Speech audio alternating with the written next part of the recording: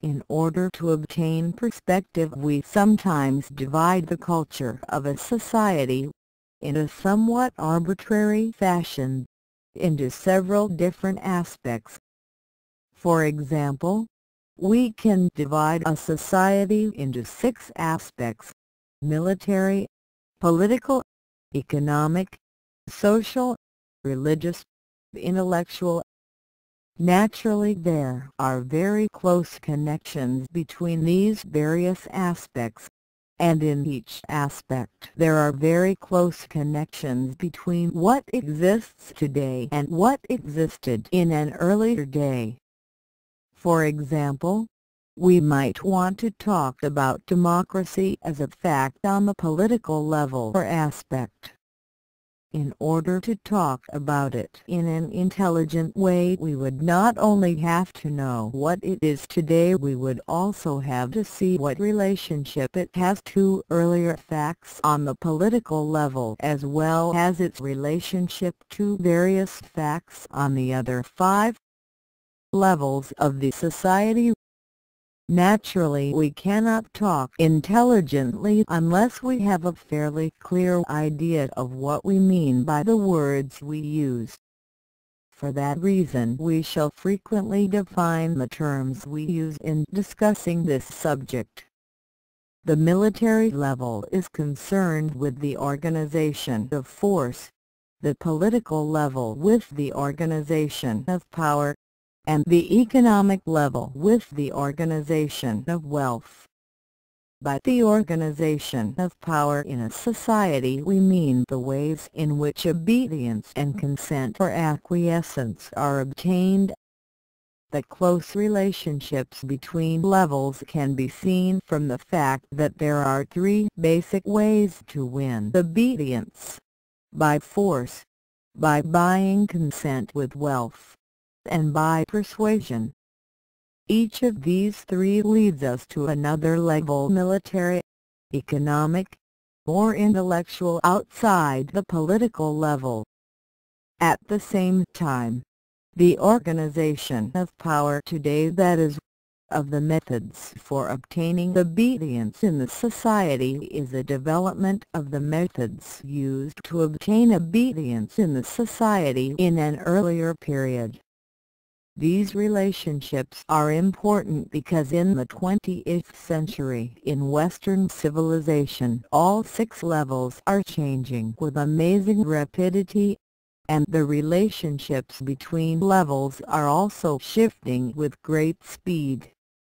When we add to this confusing picture of Western civilization the fact that other societies are influencing it or being influenced by it, it would seem that the world in the 20th century is almost too complicated to understand.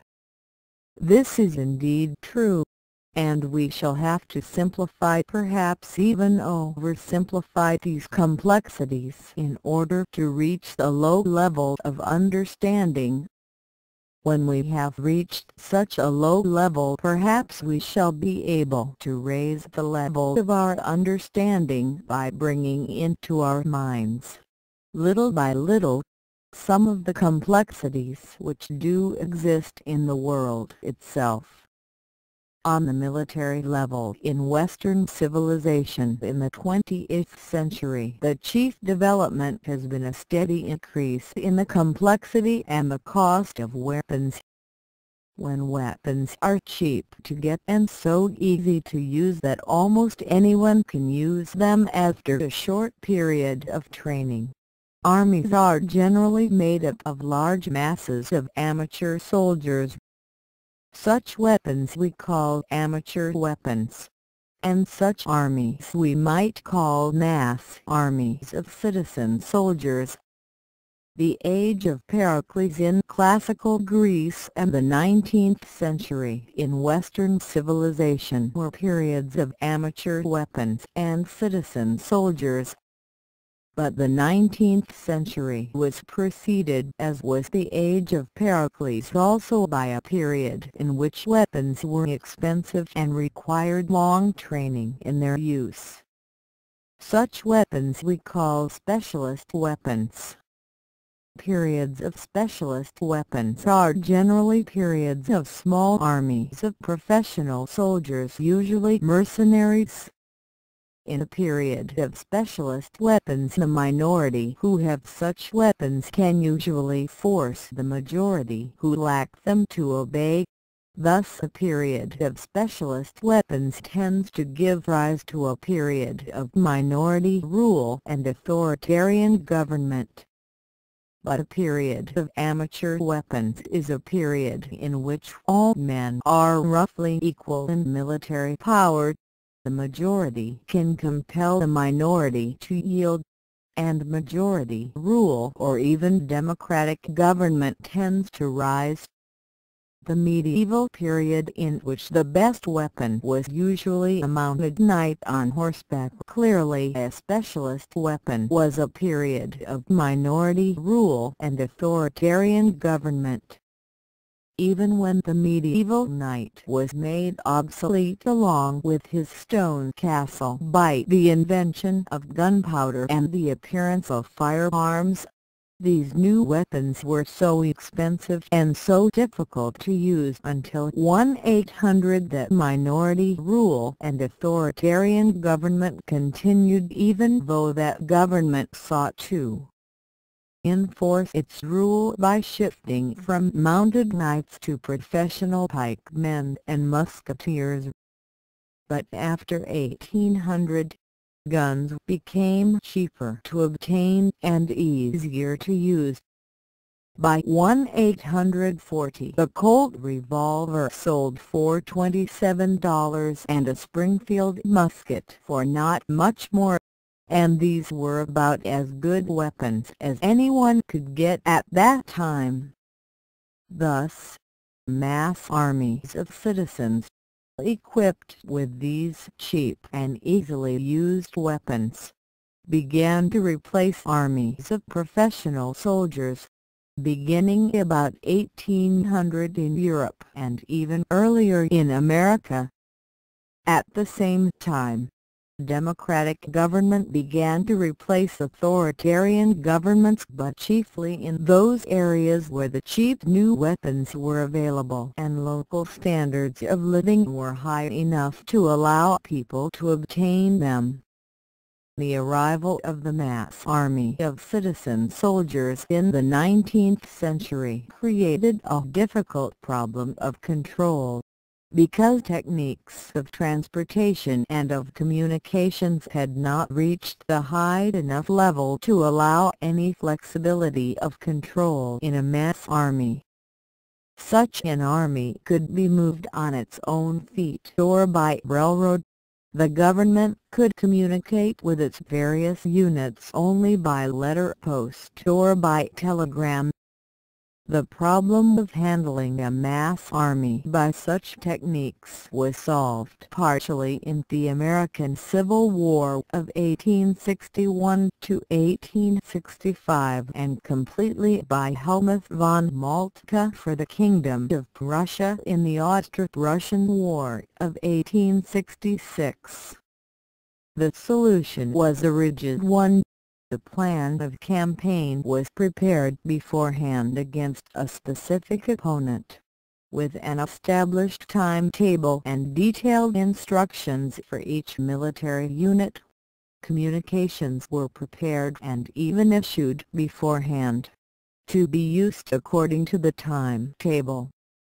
This plan was so inflexible that the signal to mobilize was practically the signal to attack a specified neighboring state, because the plan, once initiated, could not be changed and could hardly even be slowed up. With this rigid method, Russia created the German Empire by smashing Austria in 1866 and France in 1871. By 1900 all the states of Europe had adopted the same method and had fixed plans in which the signal for mobilization constituted an attack on some neighbor. The neighbor, in some cases as in the German invasion of Belgium, with whom the attacker had no real quarrel. Thus, When the signal for mobilization was given in 1914, the states of Europe leaped at each other. In the 20th century, the military situation was drastically changed in two ways. On the one hand, communications and transportation were so improved by the invention of the radio and the internal combustion engine that control and movement of troops and even of individual soldiers became very flexible. Mobilization ceased to be equivalent to attack, and attack ceased to be equivalent to total war. On the other hand, beginning with the first use of tanks, gas, high-explosive shells, and tactical bombing from the air in 1915 to 1918, and continuing with all the innovations in weapons leading up to the first atomic bomb in 1945, specialist weapons became superior to amateur weapons. This had a double result which was still working itself out at mid-century. The drafted army of citizen soldiers began to be replaced by a smaller army of professional specialist soldiers, and authoritarian government began to replace democratic government. On the political level, equally profound changes took place in the 20th century. These changes were associated with the basis on which an appeal for allegiance could be placed, and especially with the need to find a basis of allegiance which could win loyalty over larger and larger areas from more numerous groups of people. In the early Middle Ages, when there had been no state and no public authority, political organization had been a feudal system which was held together by obligations of personal fealty among a small number of people. With the reappearance of the state and of public authority, new patterns of political behavior were organized in what is called the feudal monarchy. This allowed the state to reappear for the first time since the collapse of Charlemagne's empire in the 9th century, but with restricted allegiance to a relatively small number of persons over a relatively small area. The development of weapons and the steady improvement in transportation and in communications made it possible to compel obedience over wider and wider areas, and made it necessary to base allegiance on something wider than personal fealty to a feudal monarch. Accordingly, the feudal monarchy was replaced by the dynastic monarchy. In this system, subjects owed allegiance to a royal family dynasty, although the real basis of the dynasty rested on the loyalty of a professional army of pikemen and musketeers. The shift from the professional army of mercenaries to the mass army of citizen soldiers, along with other factors acting on other levels of culture, made it necessary to broaden the basis of allegiance once again after 1800. The new basis was nationalism, and gave rise to the national state as the typical political unit of the 19th century. This shift was not possible for the larger dynastic states which ruled over many different language and national groups. By the year 1903, old dynastic monarchies were being threatened with disintegration by the rising tide of nationalistic agitation. These three, the Austro-Hungarian Empire, the Ottoman Empire, and the Russian Empire of the Romanovs, did disintegrate as a consequence of the defeats of the First World War. But the smaller territorial units which replaced them, states like Poland, Czechoslovakia, or Lithuania, organized largely on the basis of language groups, may have reflected adequately enough the nationalistic sentiments of the 19th century, but they reflected very inadequately the developments in weapons, in communications, in transportation, and in economics of the 20th century. By the middle of this latter century these developments were reaching the point where states which could produce the latest instruments of coercion were in a position to compel obedience over areas much larger than those occupied by peoples speaking the same language or otherwise regarding themselves as sharing a common nationality. Even as early as 1940 it began to appear that some new basis more continental in scope than existing nationality groups must be found for the new superstates which were beginning to be born. It became clear that the basis of allegiance for these new superstates of continental scope must be ideological rather than national. Thus the 19th century's national state began to be replaced by the 20th century's ideological bloc. At the same time, the shift from amateur to specialist weapons made it likely that the new form of organization would be authoritarian rather than democratic as the earlier national state had been. However, the prestige of Britain's power and influence in the 19th century was so great in the first third of the 20th century that the British parliamentary system continued to be copied everywhere that people were called upon to set up a new form of government. This happened in Russia in 1917, in Turkey in 1908, in Czechoslovakia and Poland in 1918 to 1919 and in most of the states of Asia such as China in 1911. When we turn to the economic level, we turn to a series of complex developments.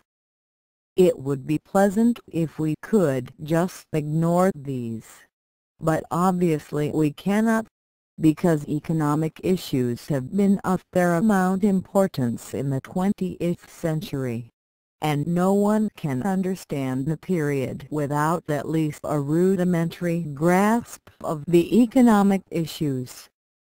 In order to simplify these somewhat, we may divide them into four aspects: A. Energy, B. Materials, C. Organization, and D. Control. It is quite clear that no economic goods can be made without the use of energy and of materials. The history of the former falls into two chief parts, each of which is divided into two sub-parts.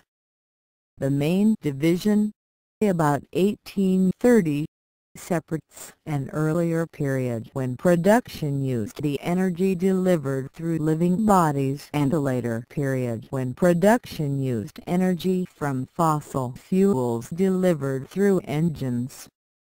The first half is subdivided into an earlier period of manpower and slavery and a later period using the energy of draft animals. This subdivision occurred roughly about AD 1000.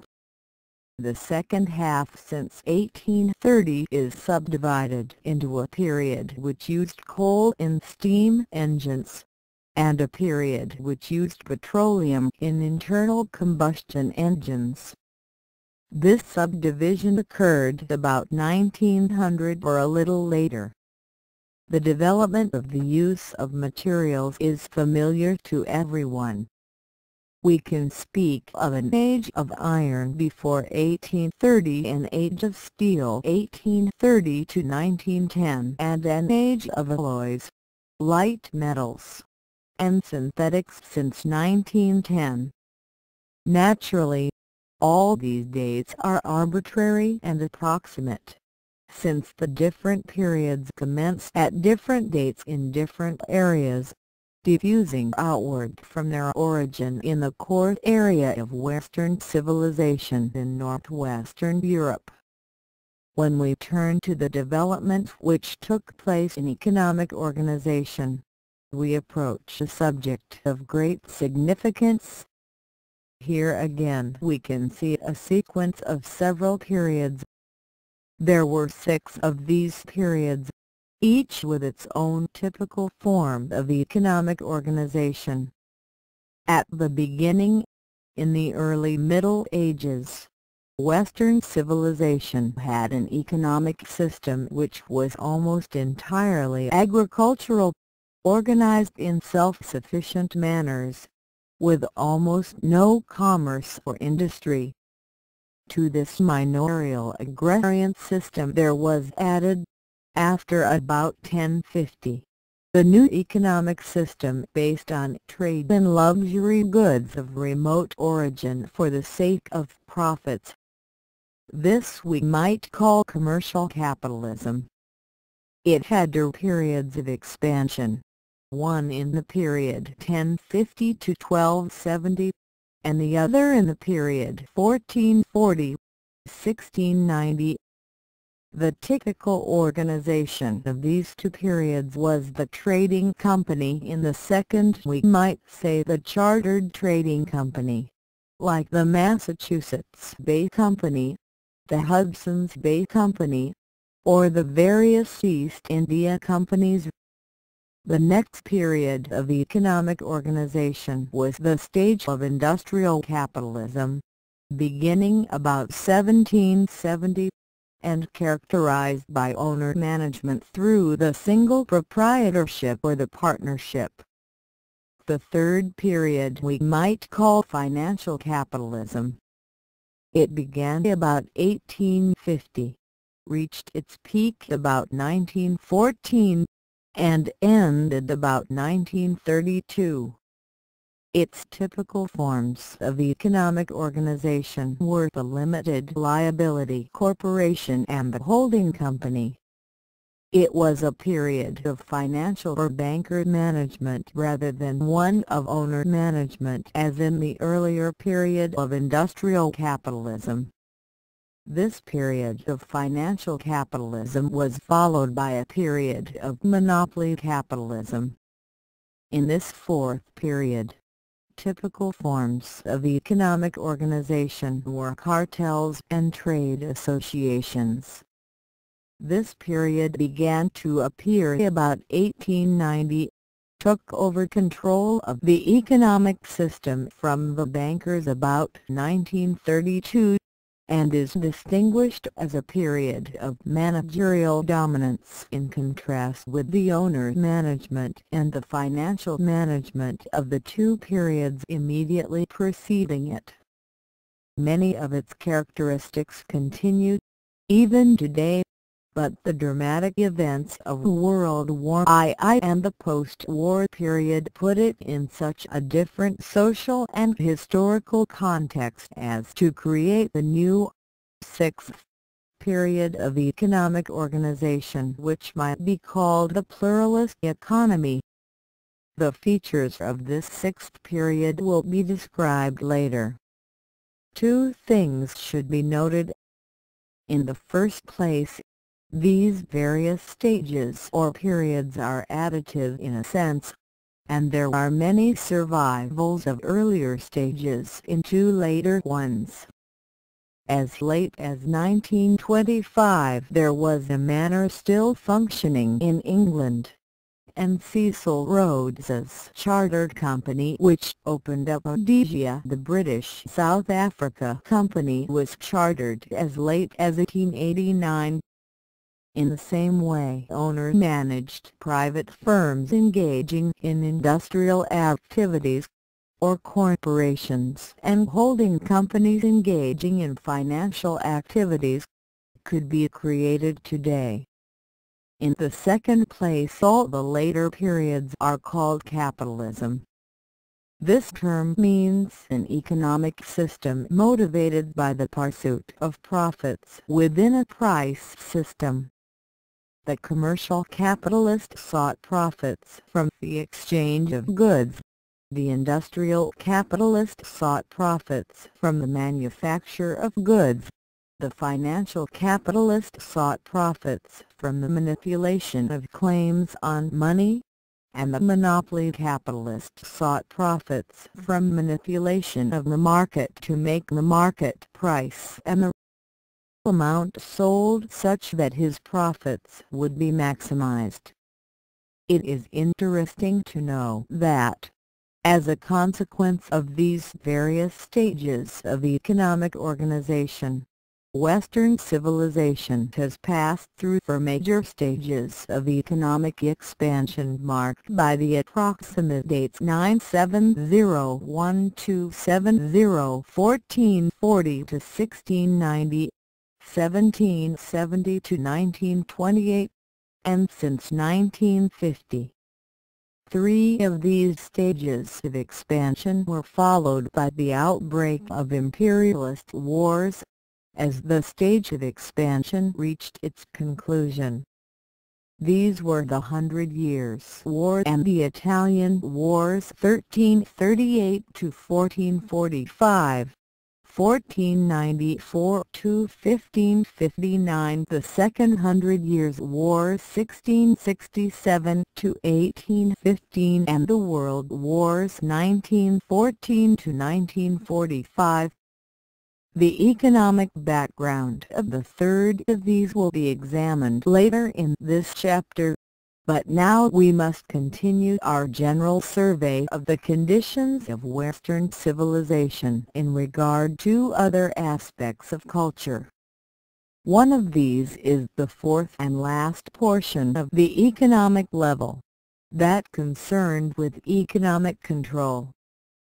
Economic control has passed through 4 stages in Western civilization.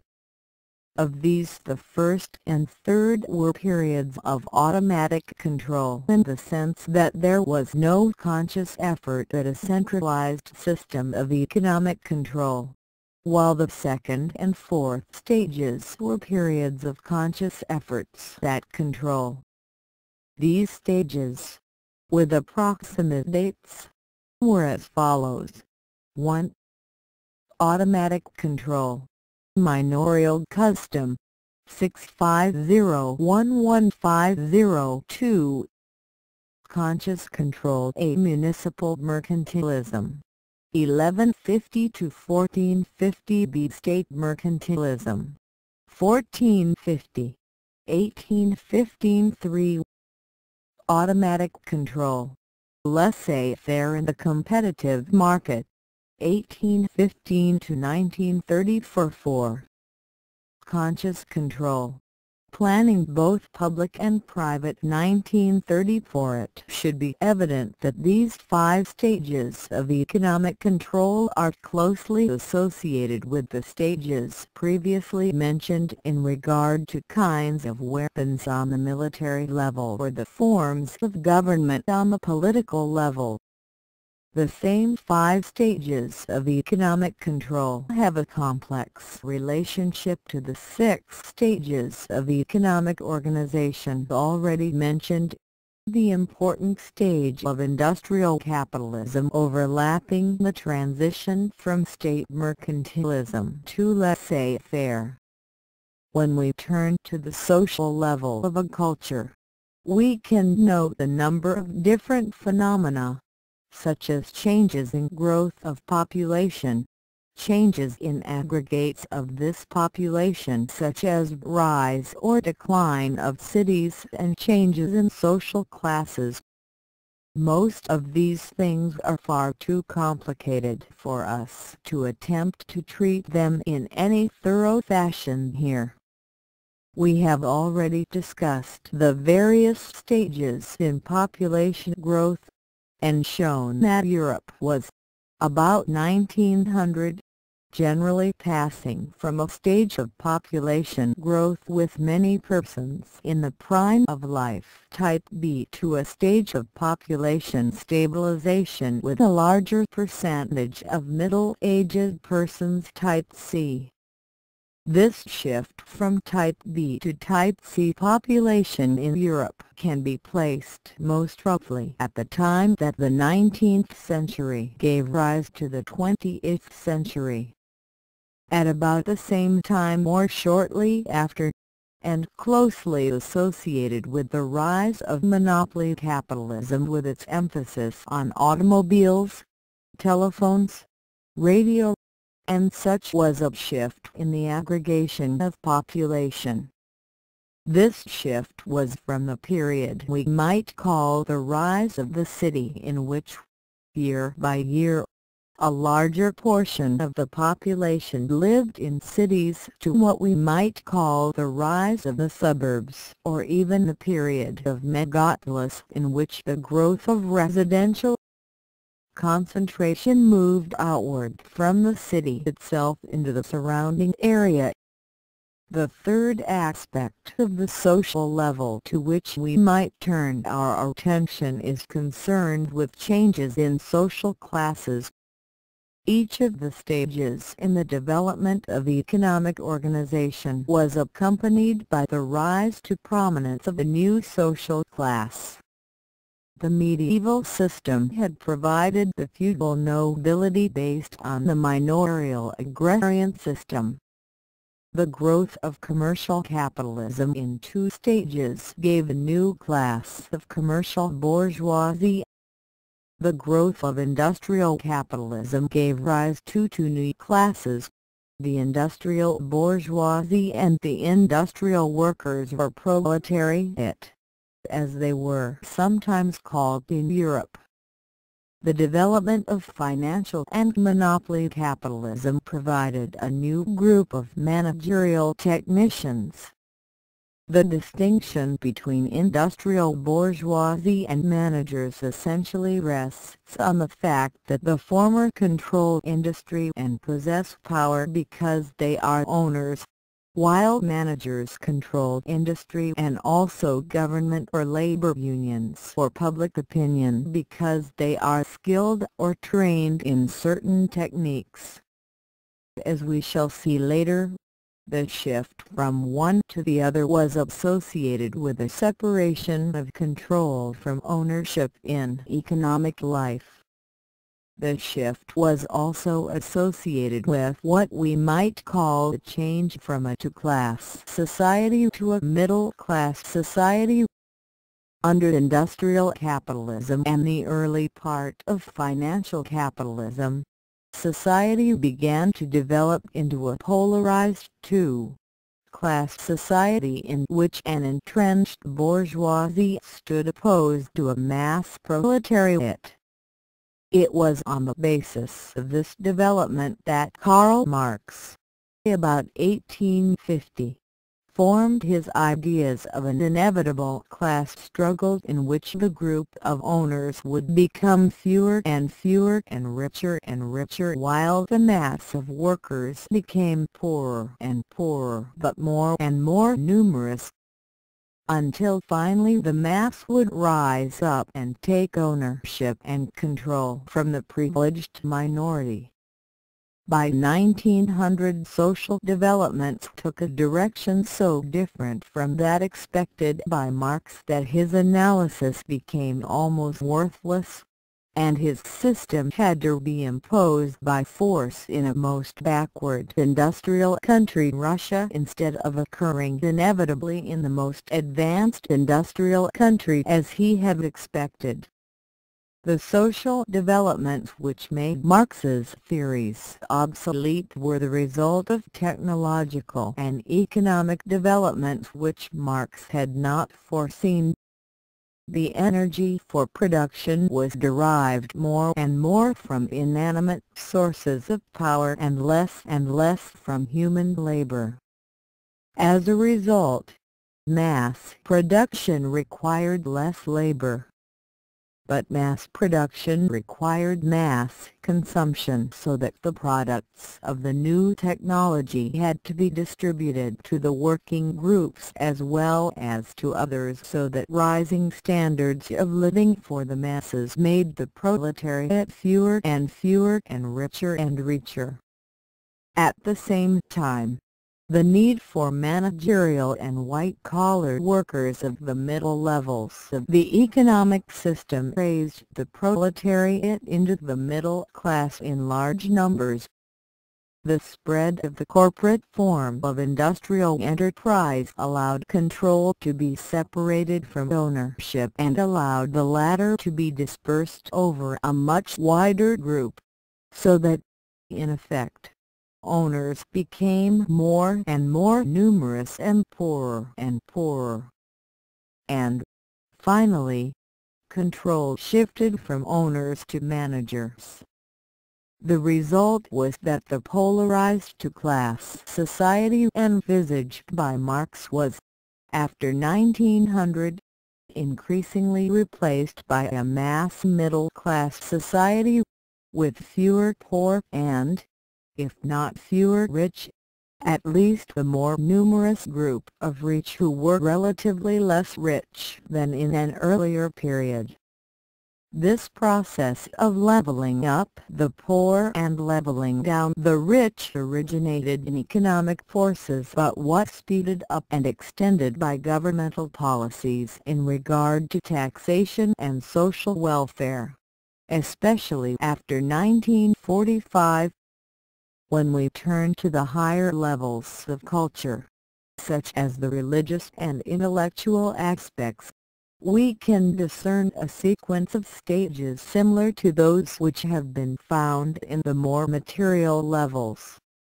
We shall make no extended examination of these at this time, except to say that the religious level has seen a shift from a basically secularist, materialist, and anti-religious outlook in the late 19th century to a much more spiritualist and religious point of view in the course of the 20th century.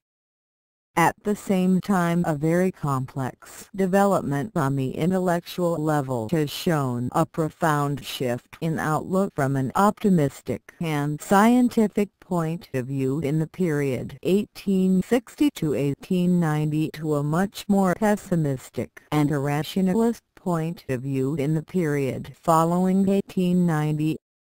This shift in point of view, which began in a rather restricted group forming an intellectual vanguard about 1890, a group which included such figures as Freud, Sorel, Bergson, and Proust, spread downward to larger and larger sections of Western society in the course of the new century as a result of the devastating experience of 2 world wars and the Great Depression.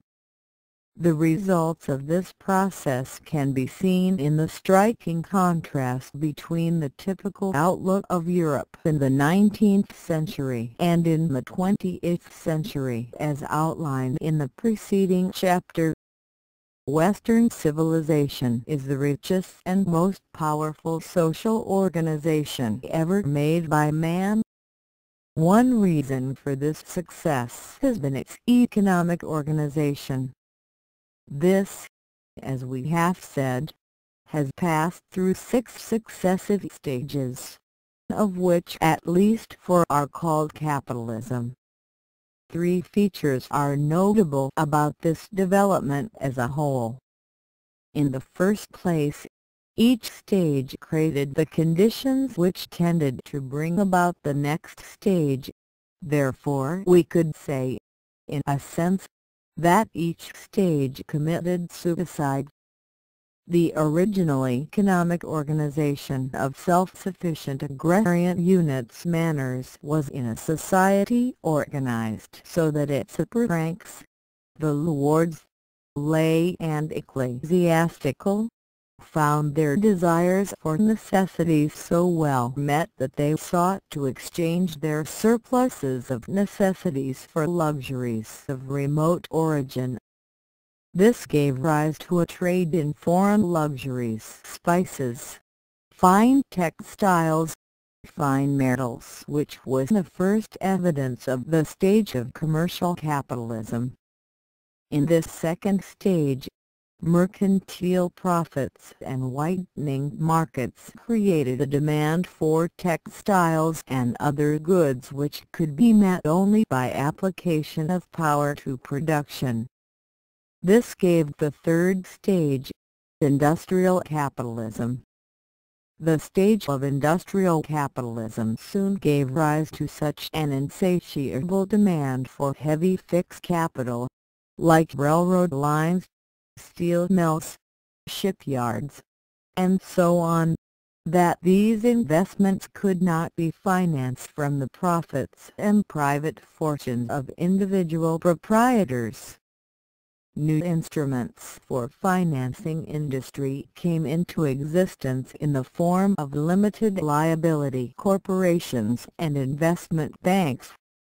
These were soon in a position to control the chief parts of the industrial system, since they provided capital to it. This gave rise to financial capitalism. The control of financial capitalism was used to integrate the industrial system into ever larger units with interlinking financial controls.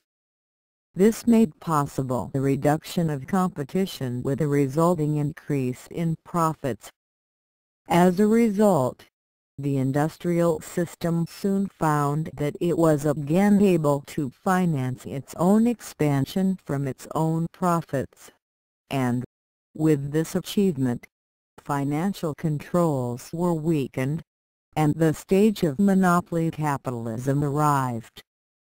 In this fifth stage, great industrial units, working together either directly or through cartels and trade associations, were in a position to exploit the majority of the people.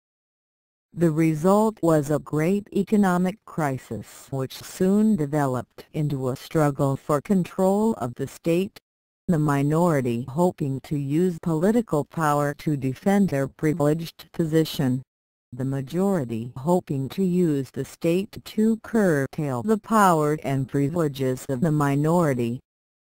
Both hoped to use the power of the state to find some solution to the economic aspects of the crisis.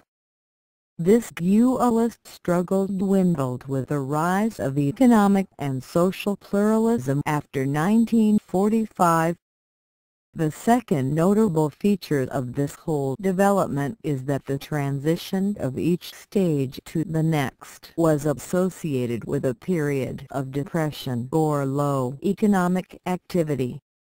This was because each stage, after an earlier progressive phase, became later, in its final phase, an organization of vested interests more concerned with protecting its established modes of action than in continuing progressive changes by the application of resources to new, improved methods. This is inevitable in any social organization, but is peculiarly so in regard to capitalism. The third notable feature of the whole development is closely related to this special nature of capitalism.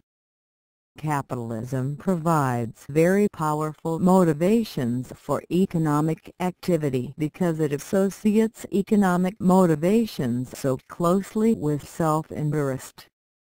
But this same feature, which is a source of strength in providing economic motivation through the pursuit of profits, is also a source of weakness owing to the fact that so self-centered a motivation contributes very readily to a loss of economic coordination. Each individual, just because he is so powerfully motivated by self-interest, easily loses sight of a role which his own activities play in the economic system as a whole, and tends to act as if his activities were the whole, with inevitable injury to that whole. We could indicate this by pointing out that capitalism, because it seeks profits as its primary goal, is never primarily seeking to achieve prosperity, high production, high consumption, political power, patriotic improvement, or moral uplift. Any of these may be achieved under capitalism, and any or all of them may be sacrificed and lost under capitalism, depending on this relationship to the primary goal of capitalist activity, the pursuit of profits. During the 900-year history of capitalism, it has, at various times, contributed both to the achievement and to the destruction of these other social goals. The different stages of capitalism have sought to win profits by different kinds of economic activities. The original stage, which we call commercial capitalism, sought profits by moving goods from one place to another. In this effort, goods went from places where they were less valuable to places where they were more valuable, while money, doing the same thing, moved in the opposite direction. This valuation, which determined the movement both of goods and of money and which made them move in opposite directions, was measured by the relationship between these two things. Thus the value of goods was expressed in money, and the value of money was expressed in goods. Goods moved from low-price areas to high-price areas, and money moved from high-price areas to low-price areas, because goods were more valuable where prices were high and money was more valuable where prices were low. Thus, clearly, money and goods are not the same thing but are, on the contrary, exactly opposite things. Most confusion in economic thinking arises from failure to recognize this fact. Goods are wealth which you have, while money is a claim on wealth which you do not have. Thus goods are an asset, money is a debt. If goods are wealth, money is not wealth, or negative wealth, or even anti-wealth.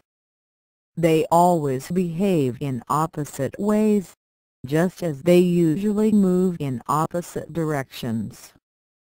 If the value of one goes up, the value of the other goes down, and in the same proportion.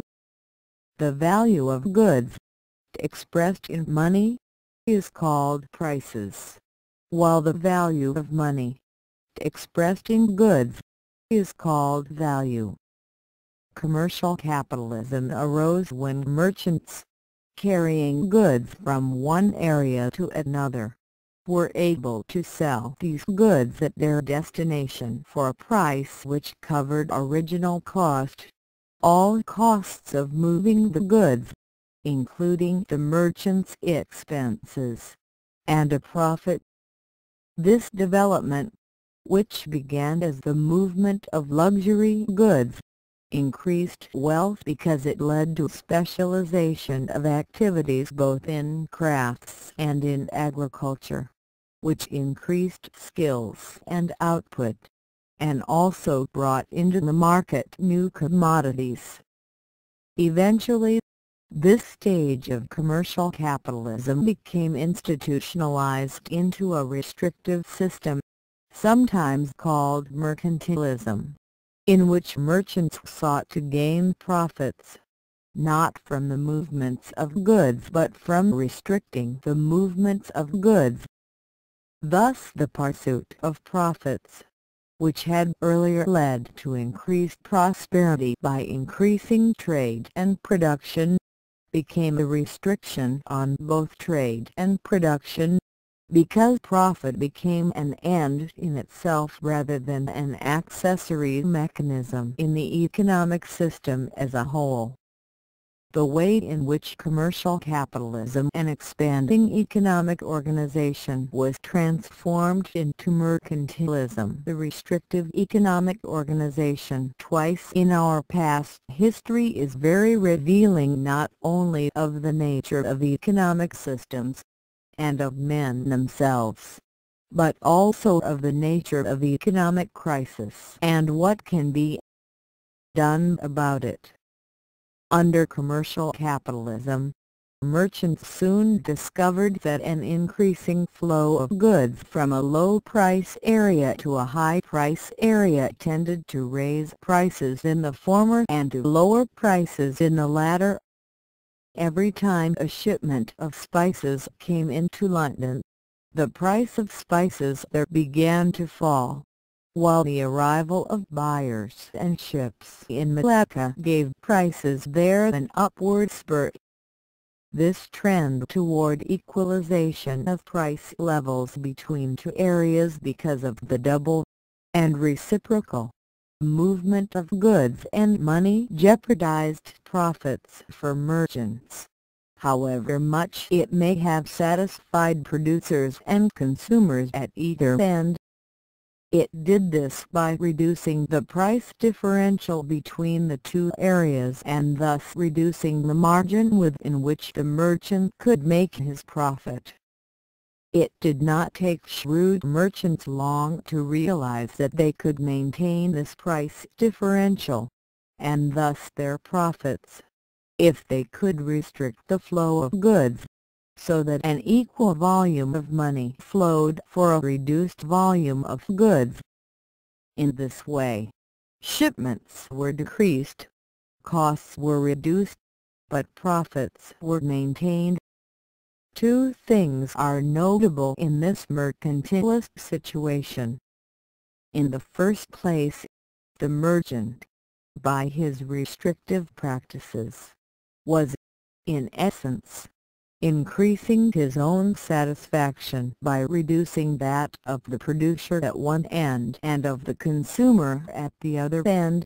He was able to do this because he was in the middle between them.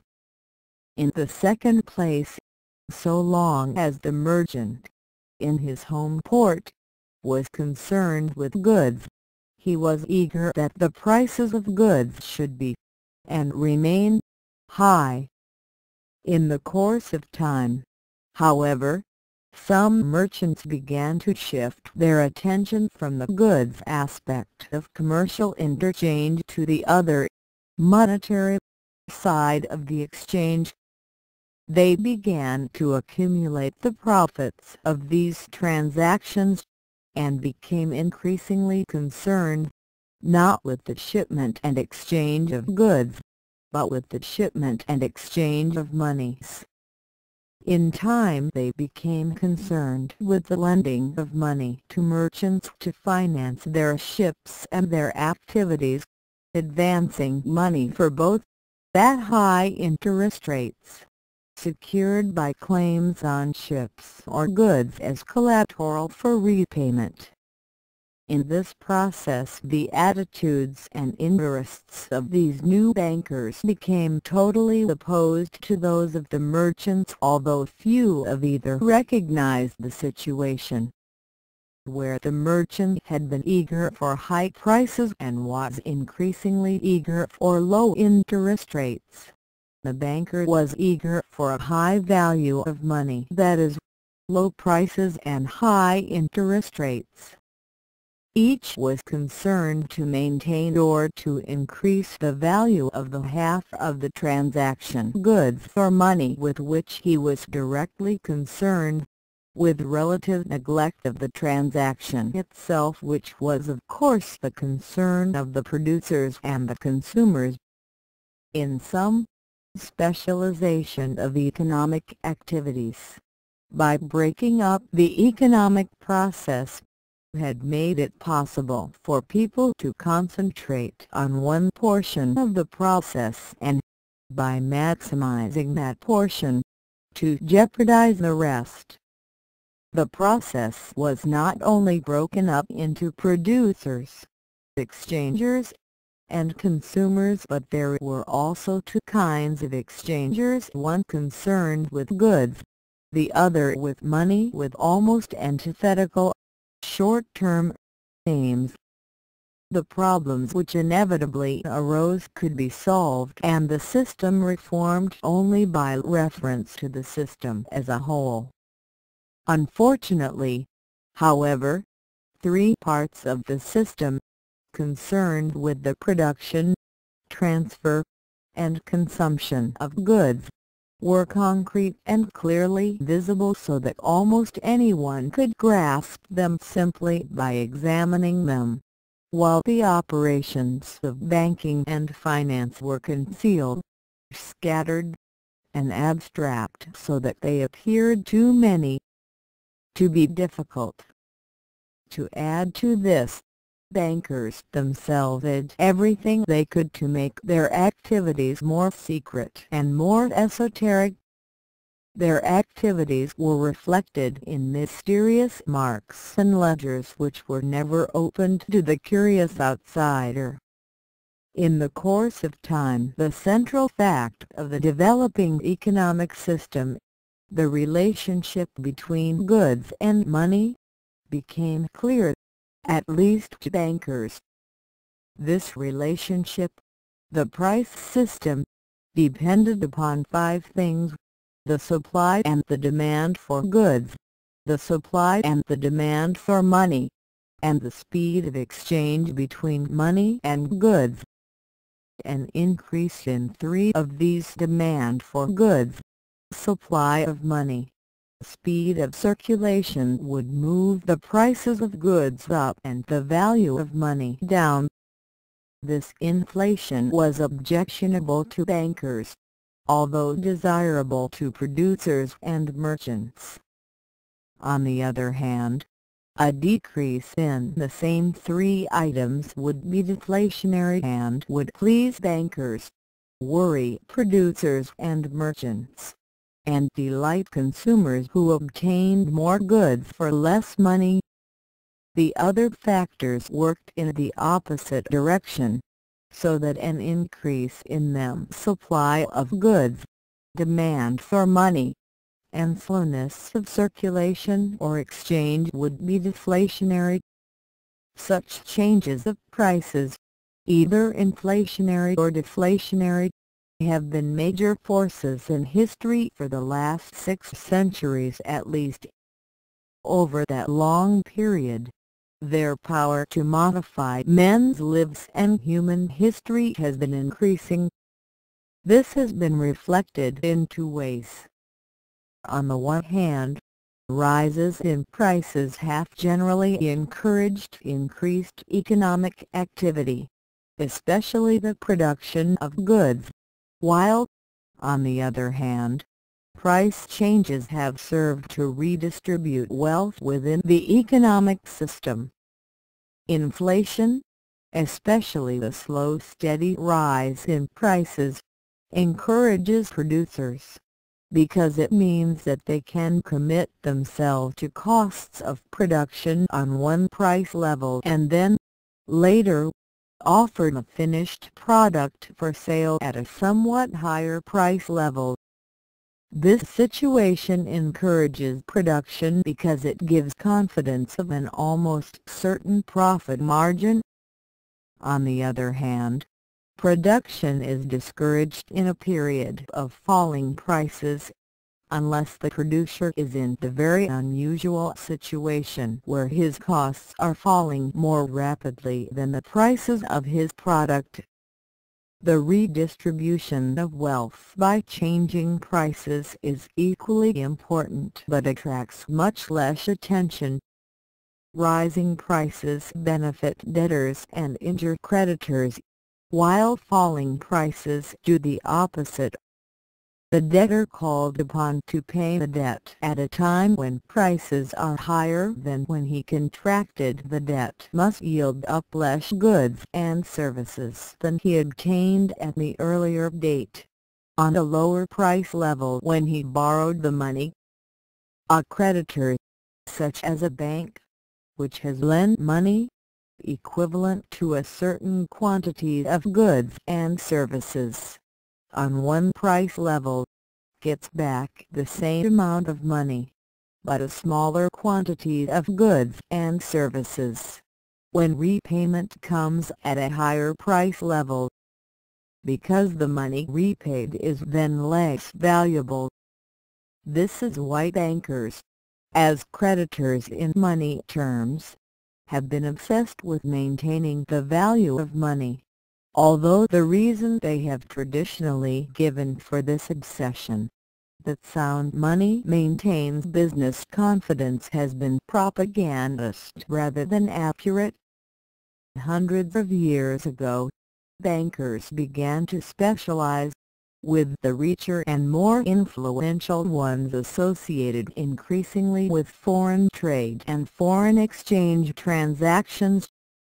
Since these were richer and more cosmopolitan and increasingly concerned with questions of political significance, such as stability and debasement of currencies, war and peace, dynastic marriages, and worldwide trading monopolies, they became the financiers and financial advisors of governments.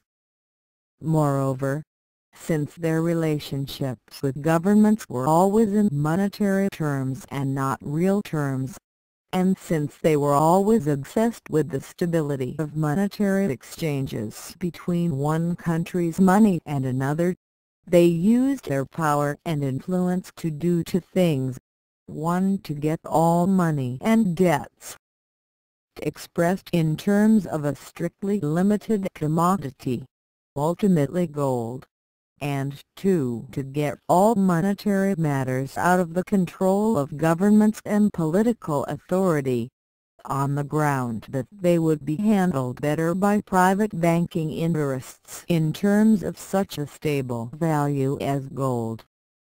These efforts were accelerated with the shift of commercial capitalism into mercantilism and the destruction of the whole pattern of social organization based on dynastic monarchy, professional mercenary armies, and mercantilism, in the series of wars which shook Europe from the middle of the 17th century to 1815.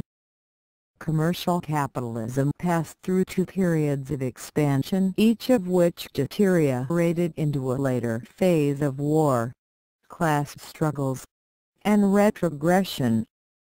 The first stage, associated with the Mediterranean Sea, was dominated by the North Italians and Catalonians but ended in a phase of crisis after 1300. Which was not finally ended until 1558. The second stage of commercial capitalism, which was associated with the Atlantic Ocean, was dominated by the West Iberians, the Netherlanders, and the English.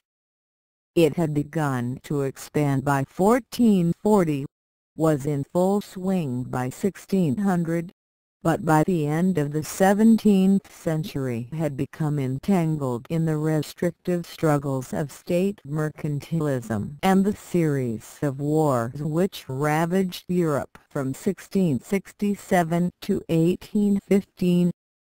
The commercial capitalism of the 1440 to 1815 period was marked by the supremacy of the chartered companies, such as the Hudson's Bay, the Dutch and British East Indian Companies, the Virginia Company, and the Association of Merchant Adventurers Muscovy Company.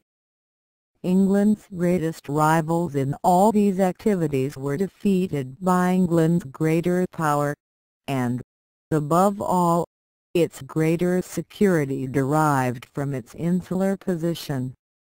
Britain's victories over Louis XIV in the period 1667 to 1715 and over the French revolutionary governments and Napoleon in 1792 to 1815 had many causes, such as its insular position, its ability to retain control of the sea, its ability to present itself to the world as the defender of the freedoms and rights of small nations and of diverse social and religious groups.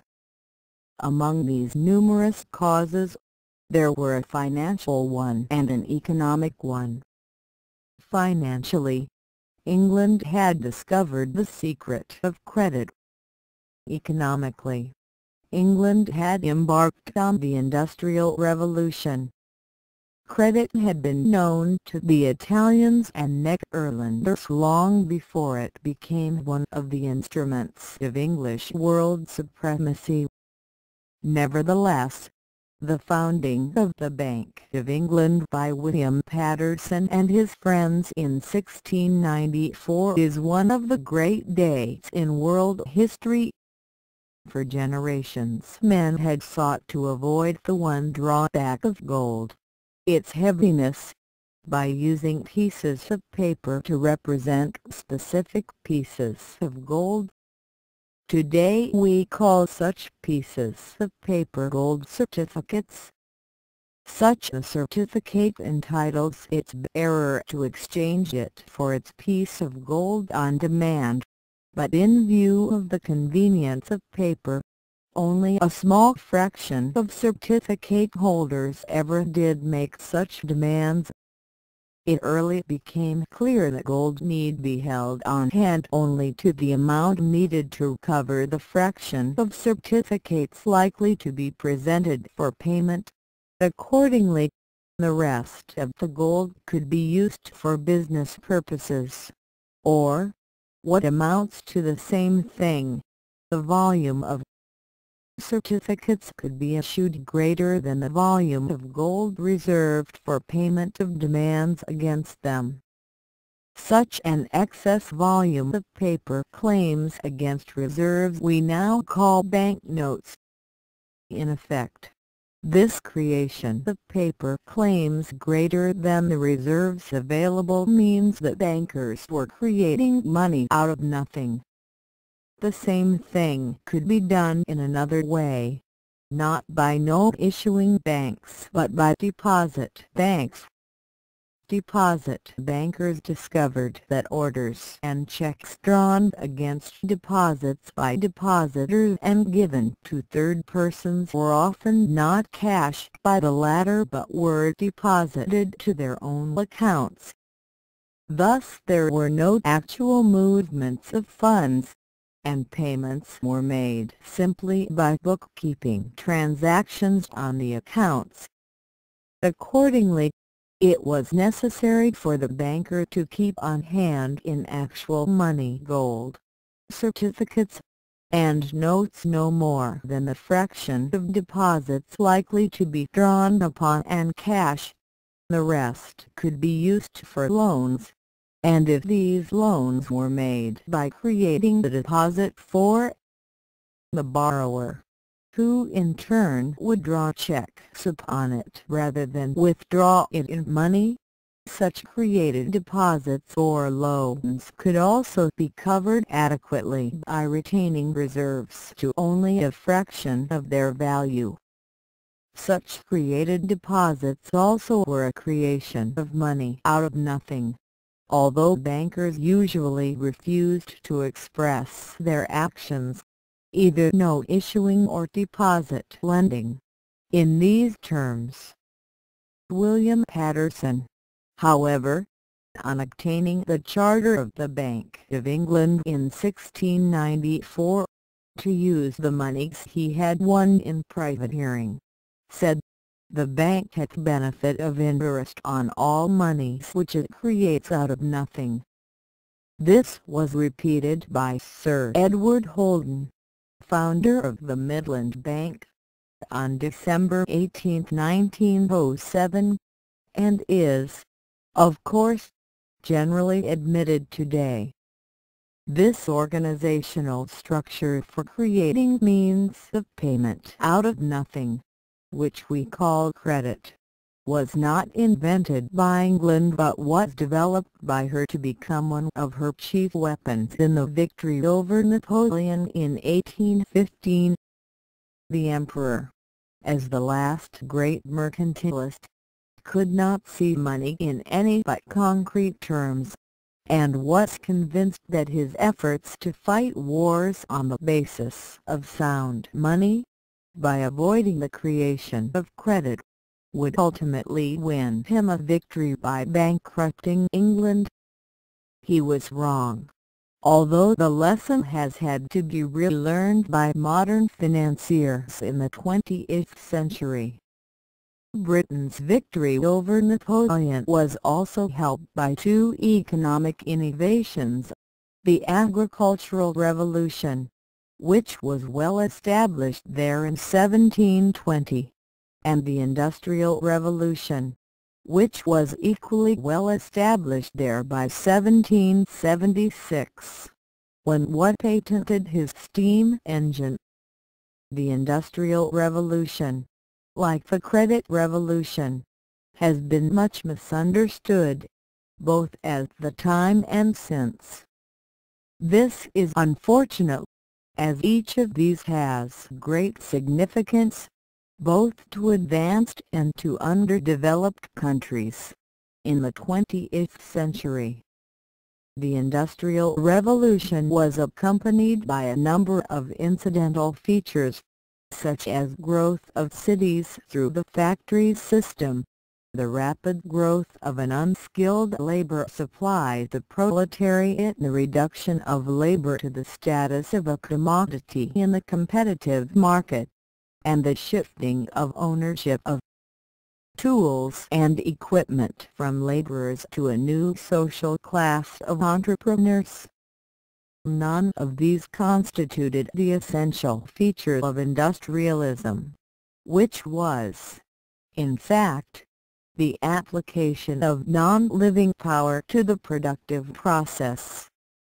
This application, symbolized in the steam engine and the water wheel, in the long run served to reduce or eliminate the relative significance of unskilled labor and the use of human or animal energy in the productive process automation, and to disperse the productive process from cities, but did so throughout, by intensifying the vital feature of the system, the use of energy from sources other than living bodies. In this continuing process, Britain's early achievement of industrialism gave it such great profits that these, combined with the profits derived earlier from commercial capitalism and the simultaneous profits derived from the unearned rise in land values from new cities and mines, made its early industrial enterprises largely self-financed, or at least locally financed. They were organized in proprietorships and partnerships, had contact with local deposit banks for short-term current loans, but had little to do with international bankers, investment banks, central governments, or corporative forms of business organization. This early stage of industrial capitalism, which lasted in England from about 1770 to about 1850, was shared to some extent with Belgium and even France, but took quite different forms in the United States, Germany, and Italy, and almost totally different forms in Russia or Asia. The chief reason for these differences was the need for raising funds capital to pay for the rearrangement of the factors of production and labor, materials, skill, equipment, and so on, which industrialism required. Northwestern Europe, and above all England, had large savings for such new enterprises. Central Europe and North America had much less, while Eastern and Southern Europe had very little in private hands. The more difficulty an area had in mobilizing capital for industrialization, the more significant was the role of investment bankers and of governments in the industrial process. In fact, the early forms of industrialism based on textiles, iron, coal, and steam spread so slowly from England to Europe that England was itself entering upon the next stage, financial capitalism, by the time Germany and the United States about 1850 were just beginning to industrialize.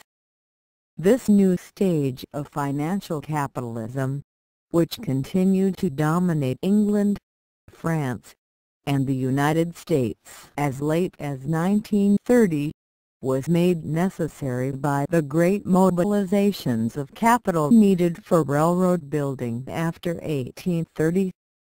The capital needed for railroads, with their enormous expenditures on track and equipment, could not be raised from single proprietorships or partnerships or locally, but, instead, required a new form of enterprise, the limited liability stock corporation, and a new source of funds, the international investment bankers who had, until then, concentrated his attention almost entirely on international flotations of government bonds.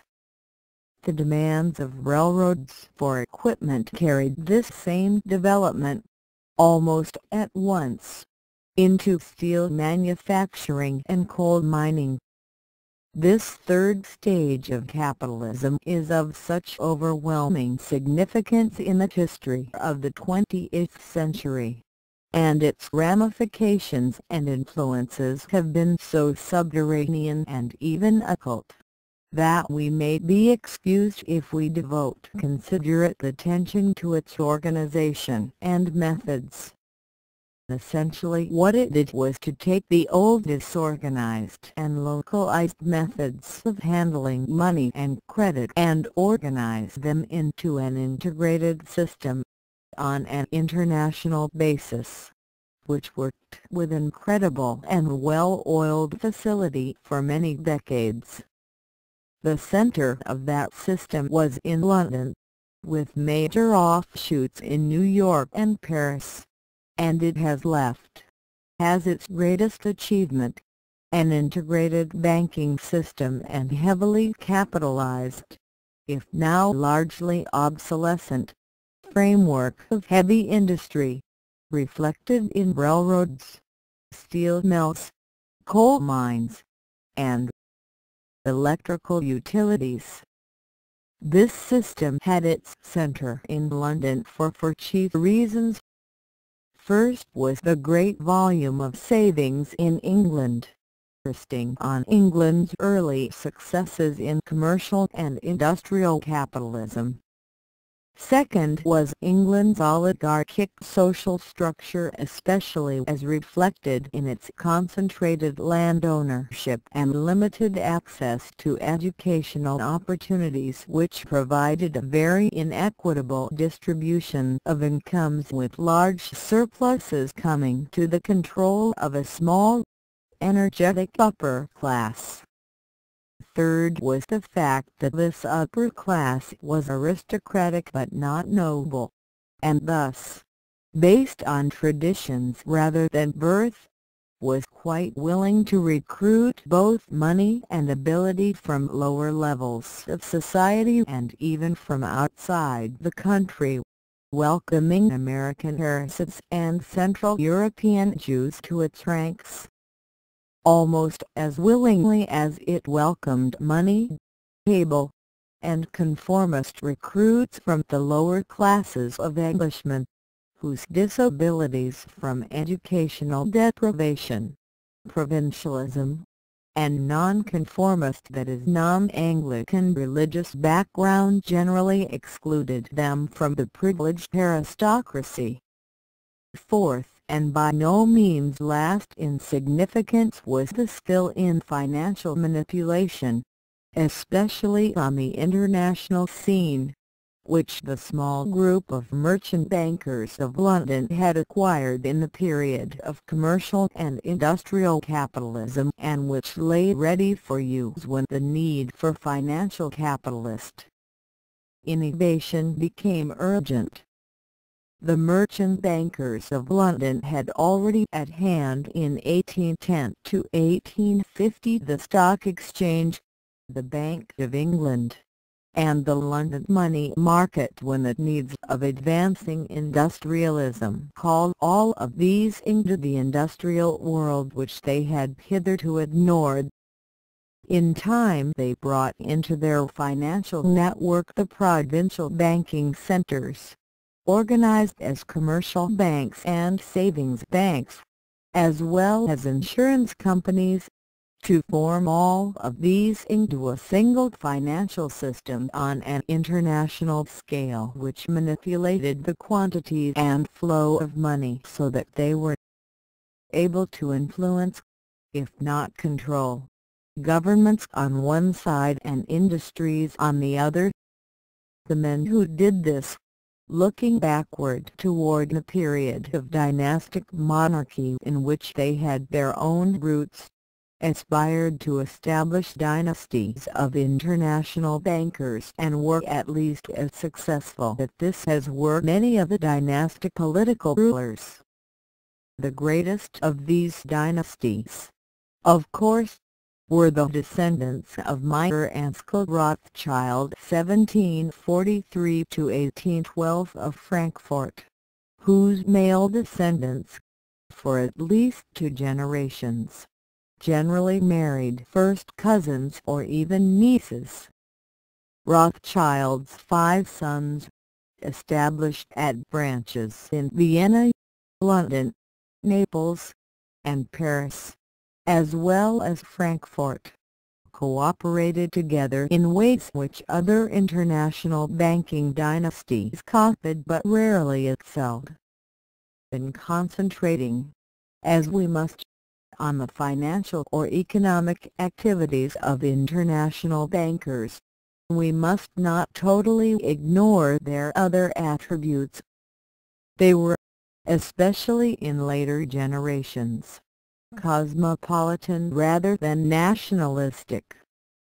They were usually highly civilized, cultured gentlemen, patrons of education and of the arts, so that today colleges, professorships, opera companies, symphonies, libraries, and museum collections still reflect their munificence. For these purposes they set a pattern of endowed foundations which still surround us today. The names of some of these banking families are familiar to all of us, and should be more so. They include Rering, Lazard, Erlanger, Warburg, Schroeder, Seligmann, the Spires, Mrabod, Mallet, Food, and above all Rothschild and Morgan. Even after these banking families became fully involved in domestic industry by the emergence of financial capitalism, they remained different from ordinary bankers in distinctive ways. 1. They were cosmopolitan and international. 2. They were close to governments and were particularly concerned with questions of government debts, including foreign government debts, even in areas which seemed, at first glance, poor risks, like Egypt, Persia, Ottoman Turkey, Imperial China, and Latin America. 3. Their interests were almost exclusively in bonds and very rarely in goods. since they admired liquidity and regarded commitments in commodities or even real estate as the first step toward bankruptcy, for they were, accordingly, fanatical devotees of deflation, which they called sound money from its close associations with high interest rates and high value of money, and of the gold standard, which, in their eyes, symbolized and ensured these values. And 5. They were almost equally devoted to secrecy and the secret use of financial influence in political life. These bankers came to be called international bankers and, more particularly, were known as merchant bankers in England, private bankers in France, and investment bankers in the United States.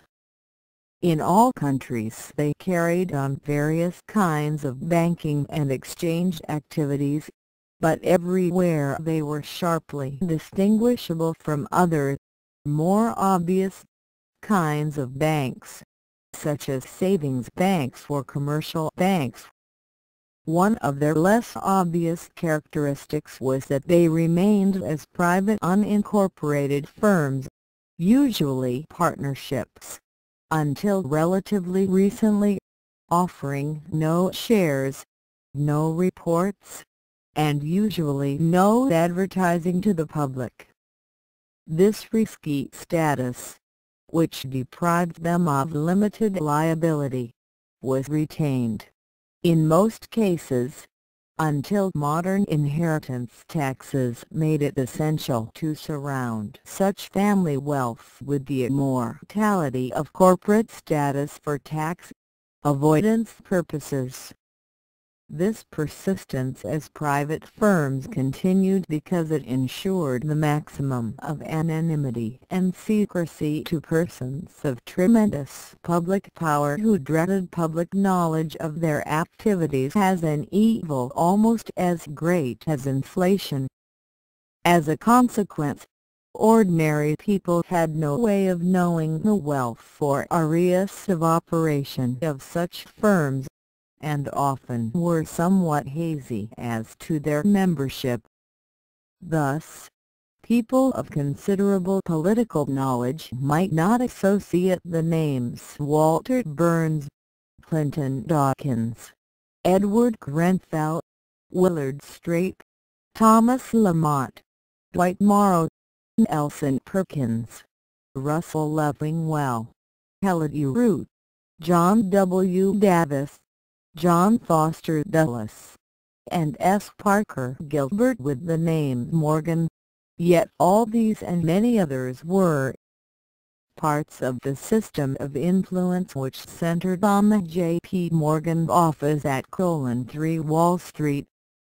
This firm, like others of the international banking fraternity, constantly operated through corporations and governments, yet remained itself an obscure private partnership until international financial capitalism was passing from its deathbed to the grave. J.P. Morgan and Company, originally founded in London as George Peabody and Company in 1838, was not incorporated until March 21, 1940. And went out of existence as a separate entity on April 24, 1959, when it merged with its most important commercial bank subsidiary, the Guarantee Trust Company. The London affiliate, Morgan Grenfell, was incorporated in, and still exists. The influence of financial capitalism and the international bankers who created it was exercised both on business and on governments, but could have done neither if it had not been able to persuade both these to accept two axioms of its own ideology. Both of these were based on the assumption that politicians were too weak and too subject to temporary popular pressures to be trusted with control of the money system.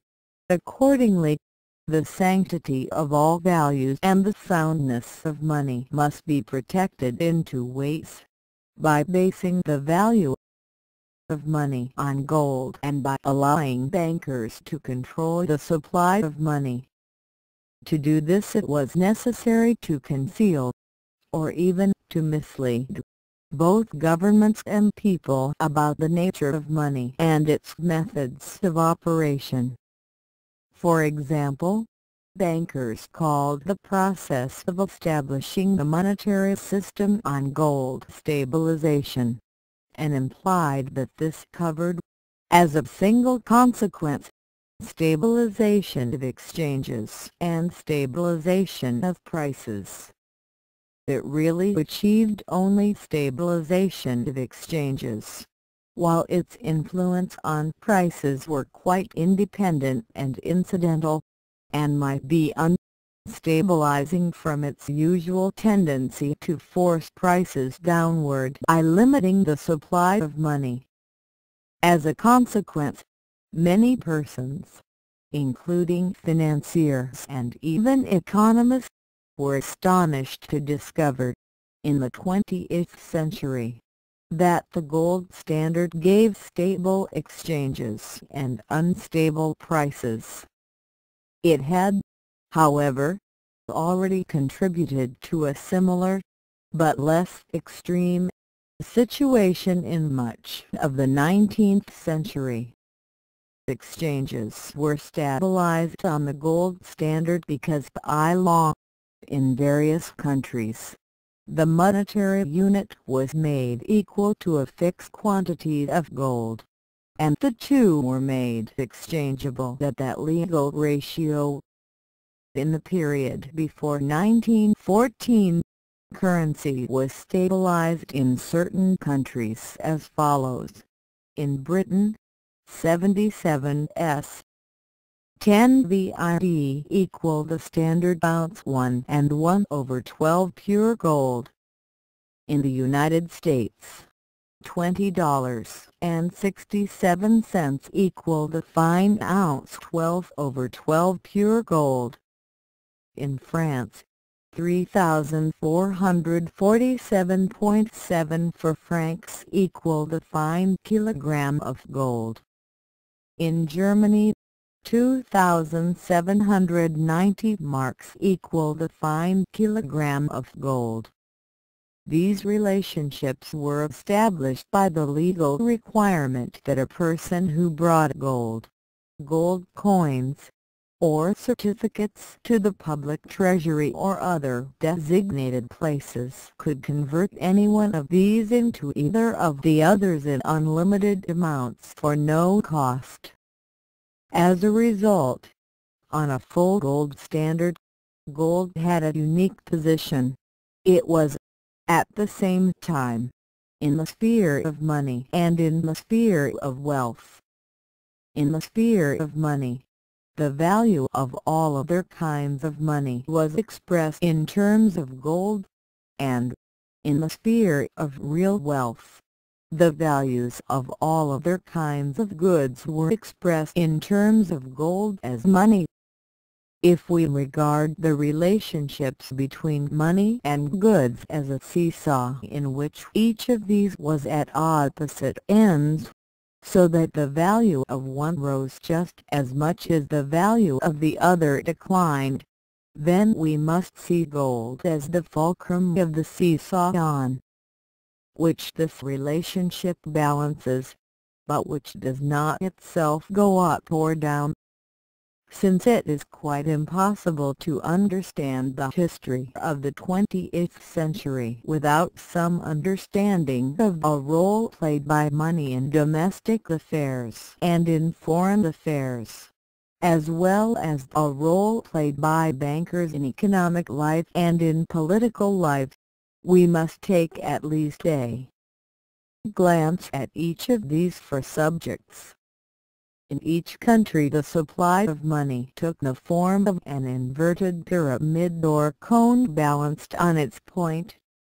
In the point was a supply of gold and its equivalent certificates, On the intermediate levels was a much larger supply of notes, and at the top, with an open and expandable upper surface, was an even greater supply of deposits.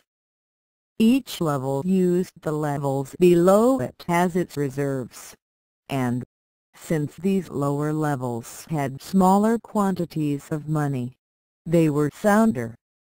A holder of claims on the middle or upper level could increase his confidence in his claims on wealth by reducing them to a lower level, although, of course, if everyone, for any considerable number of persons, tried to do this at the same time, the volume of reserves would be totally inadequate. Notes were issued by banks of emission or banks of issue, and were secured by reserves of gold or certificates held in their own coffers or in some central reserve. The fraction of such a note issue held in reserve depended upon custom, banking regulations including the terms of a bank's charter or statute law. There were formerly many banks of issue, but this function is now generally restricted to a few or even to a single central bank in each country. Such banks, even central banks, were private institutions, owned by shareholders who profited by their operations. In the 1914 to 1939 period, in the United States, Federal Reserve notes were covered by gold certificates to 40% of their value, but this was reduced to 25% in 1945. The Bank of England, by an Act of 1928, had its notes uncovered up to $250 million, and covered by gold for 100% value over that amount. The Bank of France, in the same year, set its note cover at 35%. These provisions could always be set aside or changed in an emergency, such as war. Deposits on the upper level of the pyramid were called by this name, with typical banker's ambiguity, in spite of the fact that they consisted of two utterly different kinds of relationships. One, lodged deposits, which were real claims left by a depositor in a bank, on which the depositor might receive interest, since such deposits were debts owed by the bank to the depositor, and two, created deposits, which were claims created by the bank out of nothing as loans from the bank to depositors who had to pay interest on them, since these represented debt from them to the bank. In both cases, of course, checks could be drawn against such deposits to make payments to third parties, which is why both were called by the same name. Both form part of the money supply. Lodged deposits as a form of savings are deflationary, while created deposits, being an addition to the money supply, are inflationary. The volume of the latter depends on a number of factors, of which the chief are the rate of interest and the demand for such credit. These two play a very significant role in determining the volume of money in the community, since a large portion of that volume, in an advanced economic community, is made up of checks drawn against deposits. The volume of deposits banks can create, like the amount of notes they can issue, depends upon the volume of reserves available to pay whatever fraction of checks are cashed rather than deposited. These matters may be regulated by laws, by bankers' rules, or simply by local customs. In the United States, deposits were traditionally limited to 10 times reserves of notes and gold. In Britain it was usually nearer 20 times such reserves. In all countries the demand for and volume of such credit was larger in time of a boom and less in time of a depression. This to a considerable extent explains the inflationary aspect of a depression, the combination helping to form the so-called business cycle.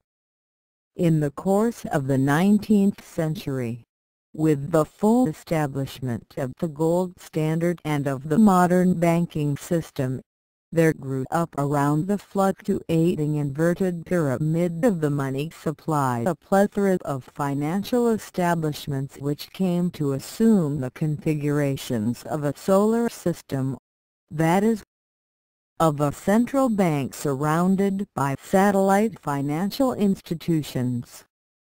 In most countries the central bank was surrounded closely by the almost invisible private investment banking firms. These, like the planet Mercury, could hardly be seen in the dazzle emitted by the central bank which they, in fact, often dominated. Yet a close observer could hardly fail to notice the close private associations between these private, international bankers and the central bank itself. In France, for example, in 1936 when the Bank of France was reformed, its board of regents directors was still dominated by the names of the families who had originally set it up in 1800. To these had been added a few more recent names, such as Rothschild added in 1819. In some cases the name might not be readily recognized because it was that of a son-in-law rather than that of a son.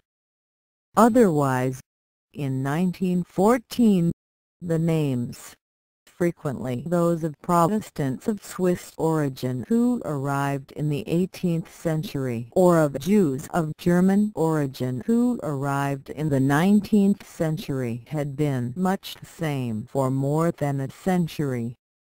In England a somewhat similar situation existed, so that even in the middle of the 20th century the members of the court of the Bank of England were chiefly associates of the various old merchant banking firms such as Baring Brothers, Morgan Grenfell, Lazard Brothers, and others.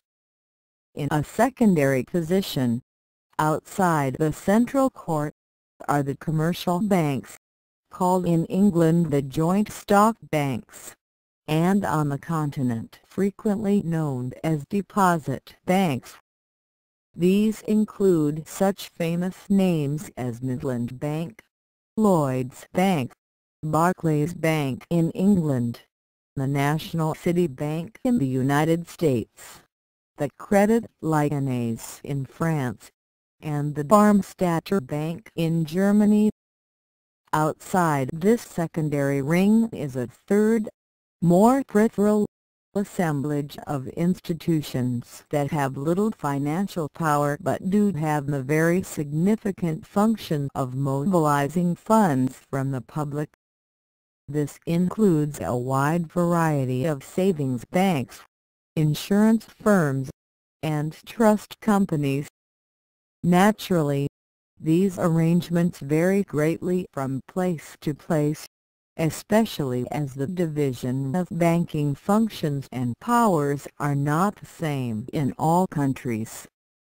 In France and England the private bankers exercised their powers through the central bank and had much more influence on the government and on foreign policy and much less influence on industry, because in these two countries, unlike Germany, Italy, the United States, or Russia, private savings were sufficient to allowed much of industry to finance itself without recourse either to bankers or government.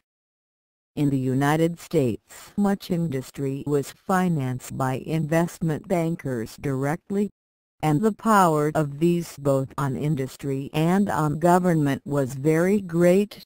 While the central bank, the New York Federal Reserve Bank, was established late 1913 and became powerful much later after financial capitalism was passing from the scene.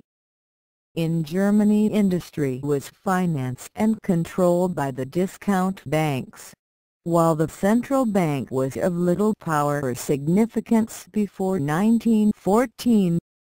In Russia, a role of the government was dominant in much of economic life, while in Italy the situation was backward and complicated. We have said that 2 of the 5 factors which determined the value of money and thus the price level of goods are the supply and the demand for money.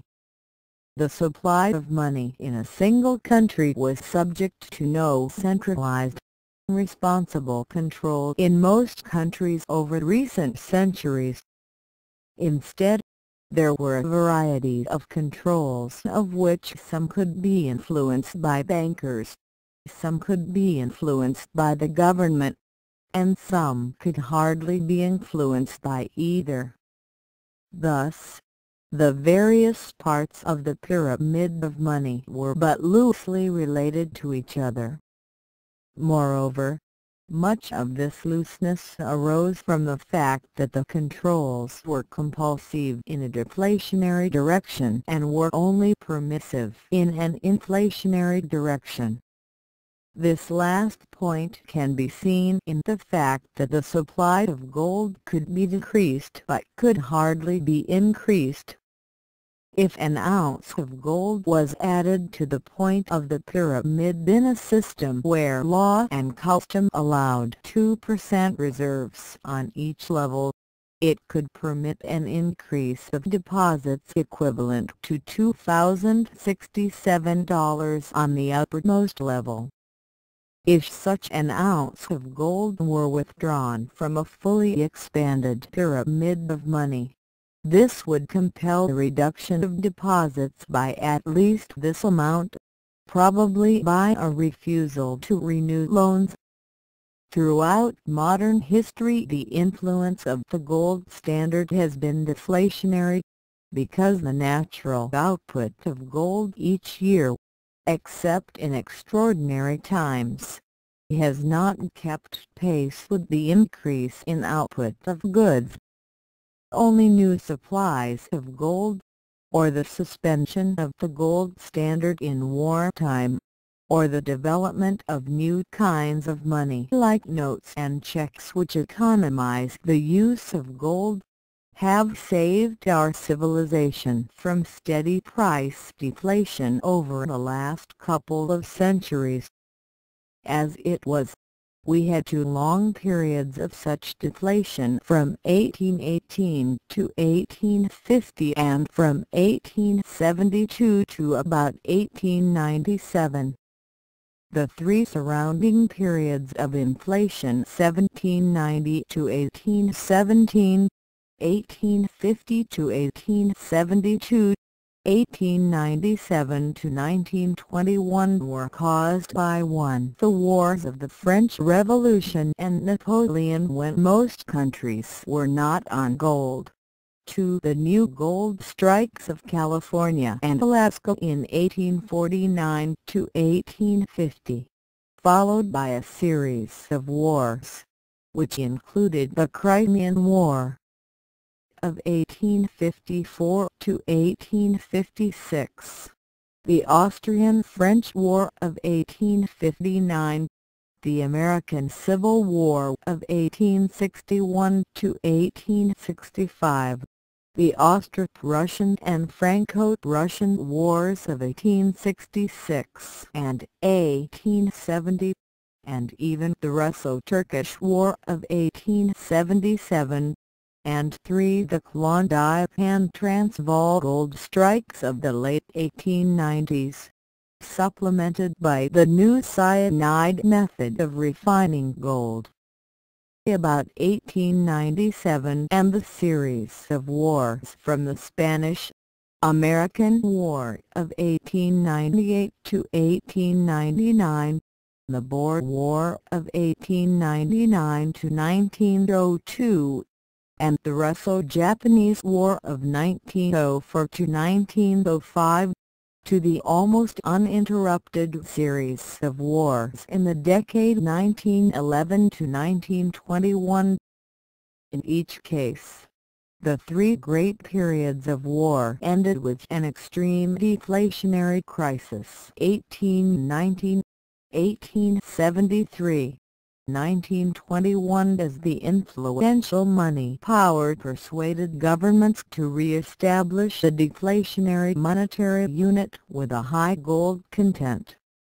The obsession of the money power with deflation was partly the result of their concern with money rather than with goods, but was also founded on other factors, one of which was paradoxical. The paradox arose from the fact that the basic economic conditions of the 19th century were deflationary, with a money system based on gold and an industrial system pouring out increasing supplies of goods.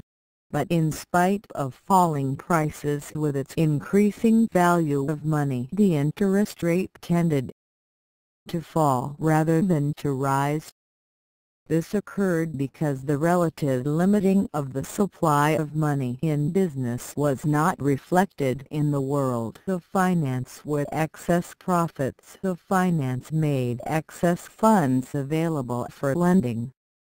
Moreover, the old traditions of merchant banking continued to prevail in financial capitalism even to its end in 1931. It continued to emphasize bonds rather than equity securities stocks, to favor government issues rather than private offerings, and to look to foreign rather than to domestic investments. Until 1825, government bonds made up almost the whole of securities on the London Stock Exchange. In 1843, such bonds, usually foreign, were 80% of the securities registered, and in 1875 they were still 68%. The funds available for such loans were so great that there were, in the 19th century, sometimes riots by subscribers seeking opportunities to buy security flotations, and offerings from many remote places and obscure activities commanded a ready sale. The excess of savings led to a fall in the price necessary to hire money, so that the interest rate on British government bonds fell from 4.42% in 1820 to 3.11% in 1850 to 2.76% in 1900. This tended to drive savings into foreign fields where, on the whole, they continued to seek government issues and fixed interest securities. All this served to strengthen the merchant bankers' obsession both with government influence and with deflation, which would increase value of money and interest rates. Another paradox of banking practice arose from the fact that bankers, who loved deflation, often acted in an inflationary fashion from their eagerness to lend money at interest. Since they make money out of loans, they are eager to increase the amounts of bank credit on loan. But this is inflationary. The conflict between the deflationary ideas and inflationary practices of bankers had profound repercussions on business. The bankers made loans to business so that the volume of money increased faster than the increase in goods. The result was inflation. When this became clearly noticeable, the bankers would flee to notes or specie by curtailing credit and raising discount rates. This was beneficial to bankers in the short run since it allowed them to foreclose on collateral held for loans, but it could be disastrous to them in the long run by forcing the value of the collateral below the amount of the loans it secured. But such bankers' deflation was destructive to business and industry in the short run as well as the long run. The resulting fluctuation in the supply of money, chiefly deposits, was a prominent aspect of the business cycle. The quantity of money could be changed by changing reserve requirements or discount interest rates. In the United States, for example, an upper limit has been set on deposits by requiring Federal Reserve member banks to keep a certain percentage of their deposits as reserves with the local Federal Reserve Bank. The percentage, usually from 7 to 26%, varies with the locality and the decisions of the Board of Governors of the Federal Reserve System. Central banks can usually vary the amount of money in circulation by open market operations or by influencing the discount rates of lesser banks. In open market operations, the central bank buys or sells government bonds in the open market. If it buys, it releases money into the economic system. If it sells, it reduces the amount of money in the community. The change is greater than the price paid for the securities. For example, if the Federal Reserve Bank buys government securities in the open market, it pays for these by check, which is soon deposited in a bank.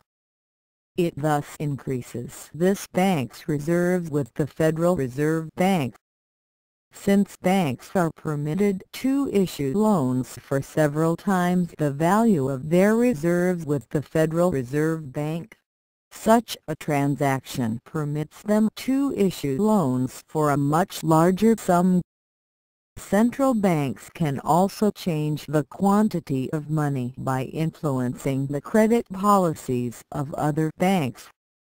This can be done by various methods, such as changing the rediscount rate or changing reserve requirements. By changing the rediscount rate we mean the interest rate which central banks charge lesser banks for loans backed by commercial paper or other securities which these lesser banks have taken in return for loans. By raising the rediscount rate, the central bank forces the lesser bank to raise its discount rate in order to operate at a profit. Such a raise in interest rates tends to reduce the demand for credit and thus the amount of deposits money. Lowering the rediscount rate permits an opposite result. Changing the reserve requirements as a method by which central banks can influence the credit policies of other banks is possible only in those places like the United States where there is a statutory limit on reserves. Increasing reserve requirements curtails the ability of lesser banks to grant credit, while decreasing it expands that ability. It is to be noted that the control of the central bank over the credit policies of local banks are permissive in one direction and compulsive in the other. They can compel these local banks to curtail credit and can only permit them to increase credit. This means that they have control powers against inflation and not deflation, the reflection of the old banking idea that inflation was bad and deflation was good. The powers of governments over the quantity of money are of various kinds. and include A. Control over a central bank, B. Control over public taxation, and C. Control over public spending. The control of governments over central banks varies greatly from one country to another, but on the whole it has been increasing. Since most central banks have been technically private institutions, this control is frequently based on custom rather than on law. In any case, the control over the supply of money which governments have through central banks is exercised by the regular banking procedures we have discussed. The powers of the government over the quantity of money in the community exercised through taxation and public spending are largely independent of banking control. Taxation tends to reduce the amount of money in a community and is usually a deflationary force. Government spending tends to increase the amount of money in a community and is usually an inflationary force. The total effects of a government's policy will depend on which item is greater. An unbalanced budget will be inflationary. The budget with a surplus will be deflationary. The government can also change the amount of money in a community by other, more drastic, methods. By changing the gold content of the monetary unit, they can change the amount of money in the community by a much greater amount. If, for example, the gold content of the dollar is cut in half, the amount of gold certificates will be able to be doubled, and the amount of notes and deposits reared on this basis will be increased many-fold, depending on the customs of the community in respect to reserve requirements. Moreover, if a government goes off the gold standard completely, that is, refuses to exchange certificates and notes for specie, the amount of notes and deposits can be increased indefinitely because these are no longer limited by limited amounts of gold reserves. In the various factions which increase or decrease the supply of money, governments, bankers, and industrialists have not always seen eye to eye. On the whole, in the period up to 1931, bankers, especially the money power controlled by the international investment bankers, were able to dominate both business and government. They could dominate business, especially in activities and in areas where industry could not finance its own needs for capital, because investment bankers had the ability to supply or refuse to supply such capital. Thus, Rothschild interests came to dominate many of the railroads of Europe, while Morgan dominated at least 26,000 miles of American railroads. Such bankers went further than this. In return for flotations of securities of industry, they took seats on the boards of directors of industrial firms, as they had already done non-commercial banks, savings banks, insurance firms, and finance companies. From these lesser institutions they funnel capital to enterprises which yielded control and away from those who resisted. These firms were controlled through interlocking directorships, holding companies, and lesser banks. They engineered amalgamations and generally reduced competition, until by the early 20th century many activities were so monopolized that they could raise their non-competitive prices above costs to obtain sufficient profits to become self-financing and were thus able to eliminate the control of bankers. but before that stage was reached a relatively small number of bankers were in positions of immense influence in European and American economic life. As early as 1909, Walter Rabinow, who was in a position to know since he had inherited from his father control of the German General Electric Company and held scores of directorships himself, said, 300 men, all of whom know one another, direct the economic destiny of Europe and choose their successors from among themselves. The power of investment bankers over governments rests on a number of factors, of which the most significant, perhaps, is the need of governments to issue short-term treasury bills as well as long-term government bonds. Just as businessmen go to commercial banks for current capital advances to smooth over the discrepancies between their irregular and intermittent incomes and their periodic and persistent outgoes such as monthly rents, annual mortgage payments, and weekly wages, so the government has to go to merchant bankers or institutions controlled by them to tide over the shallow places caused by irregular tax receipts.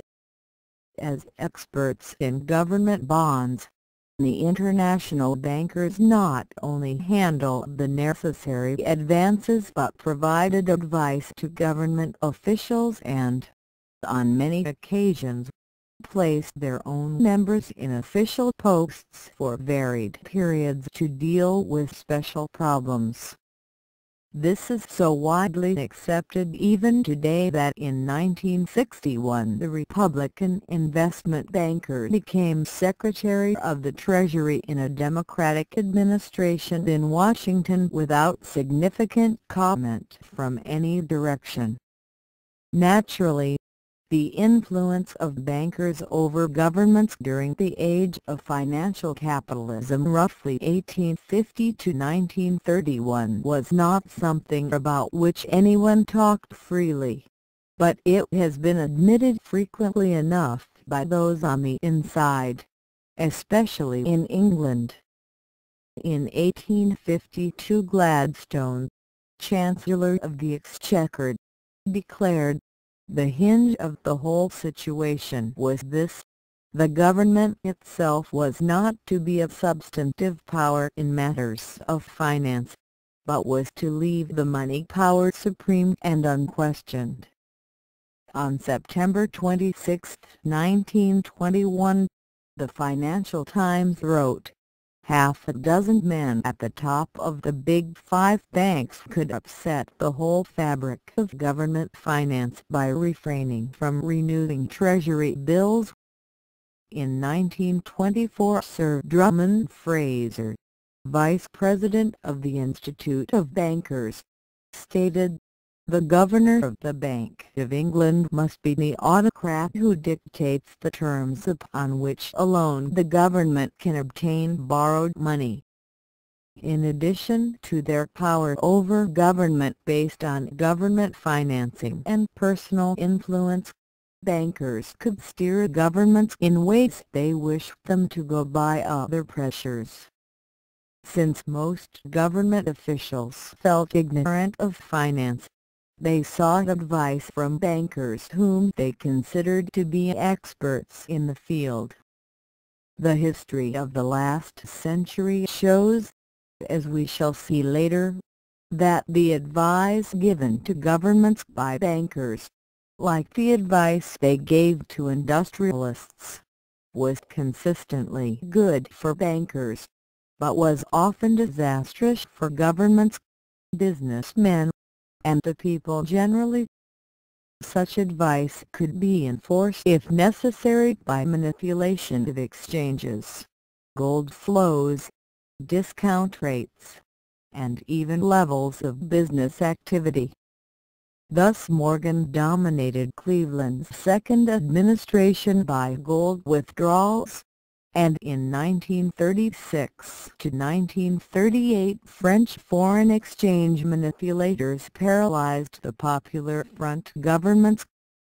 As we shall see, the powers of these international bankers reached their peak in the last decade of their supremacy, 1919 to 1931, when Montagu Norman and J.P. Morgan dominated not only the financial world but international relations and other matters as well.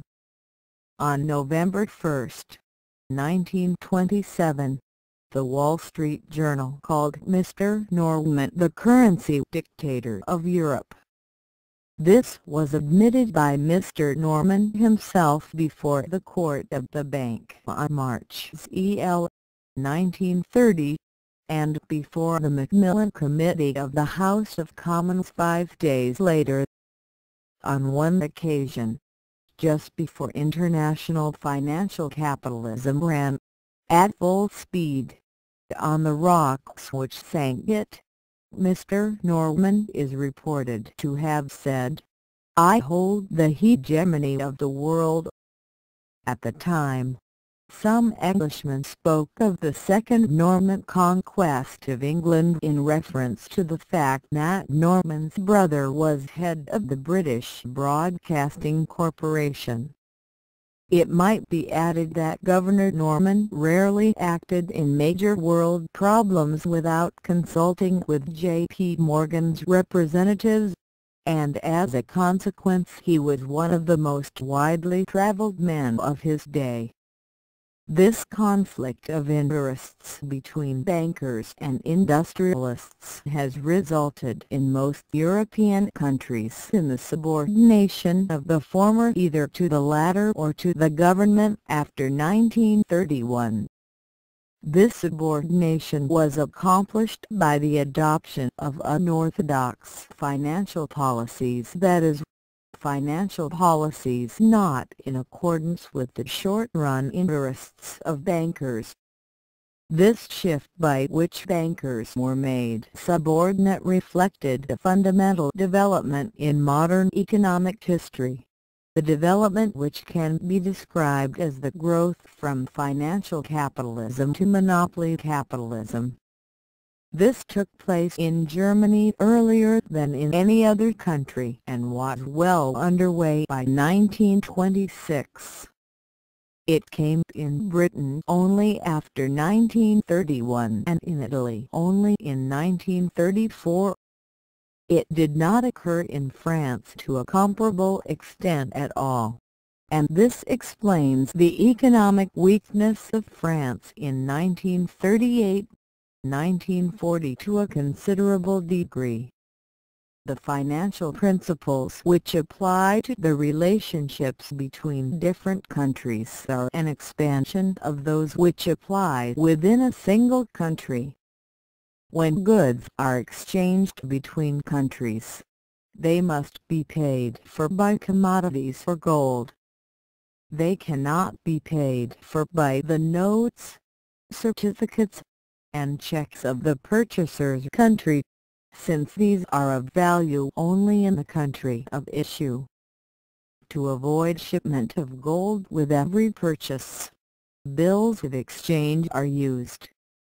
These are claims against a person in another country which are sold to a person in the same country.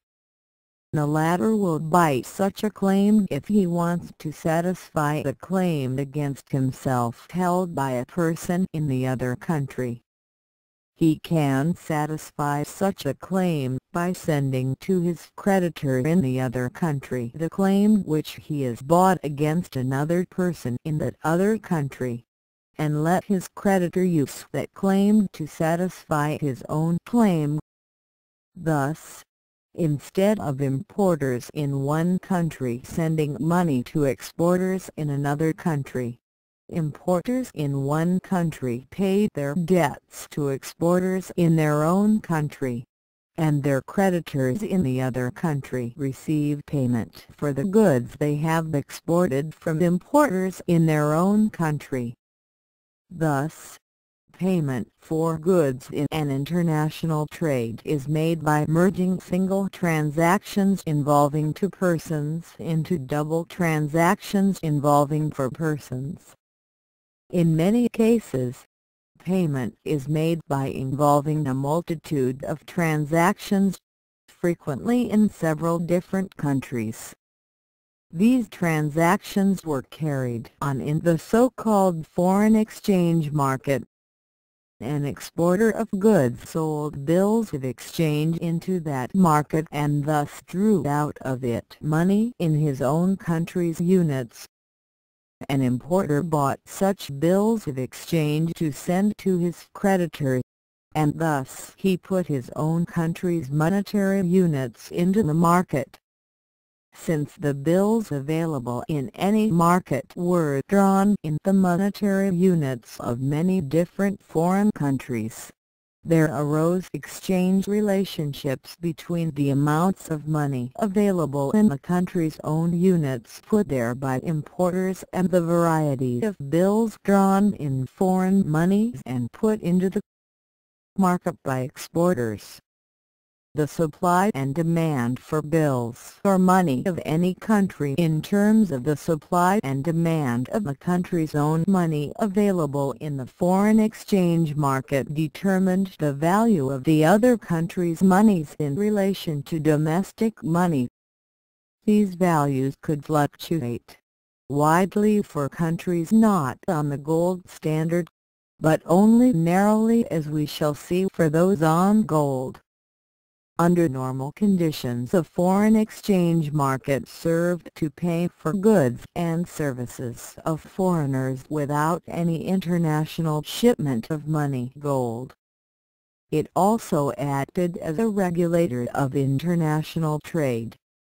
If the imports of any country steadily exceeded exports to another country, more importers would be in the market offering domestic money for bills of exchange drawn in the money of their foreign creditors. There thus would be an increased supply of domestic money and an increased demand for that foreign money. As a result, importers would have to offer more of their money for these foreign bills, and the value of domestic money would fall, while the value of the foreign money would rise in the foreign exchange market. This rise or fall on a gold relationship would be measured in terms of the exact gold content equivalent of the two currencies. As the value of the domestic currency sat below par in relationship to that of some foreign currency, domestic exporters to that foreign country will increase their activities, because when they receive payment in the form of a bill of exchange they can sell it for more of their own currency than they usually expect and can thus increase their profits.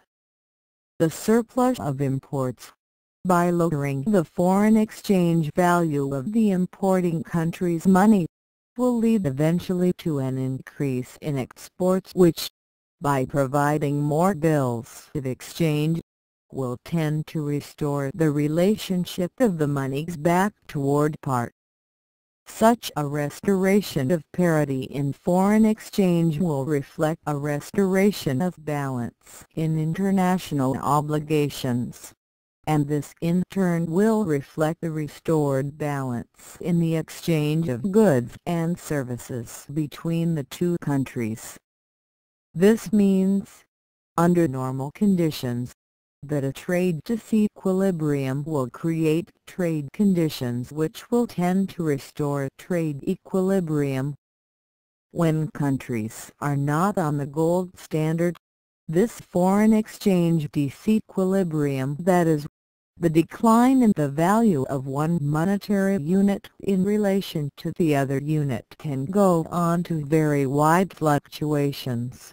In fact, to whatever degree it is necessary to restore the trade equilibrium by encouraging importers to buy in the other country because its money is so low in value that the prices of goods in that country are irresistible to importers in the other country.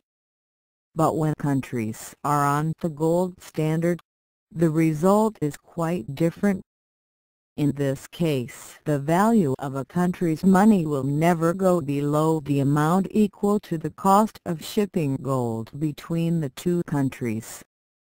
An importer who wishes to pay his trade partner in the other country will not offer more and more of his own country's money for foreign exchange bills, but will bid up the price of such bills only to the point where it becomes cheaper for him to buy gold from the bank and pay the costs of shipping and insurance on the gold as it goes to his foreign creditor. Thus, on the gold standard, foreign exchange quotations do not fluctuate widely, but move only between the two gold points, which are only slightly above gold export point and slightly below gold import point parity, the legal gold relationship of the two currencies.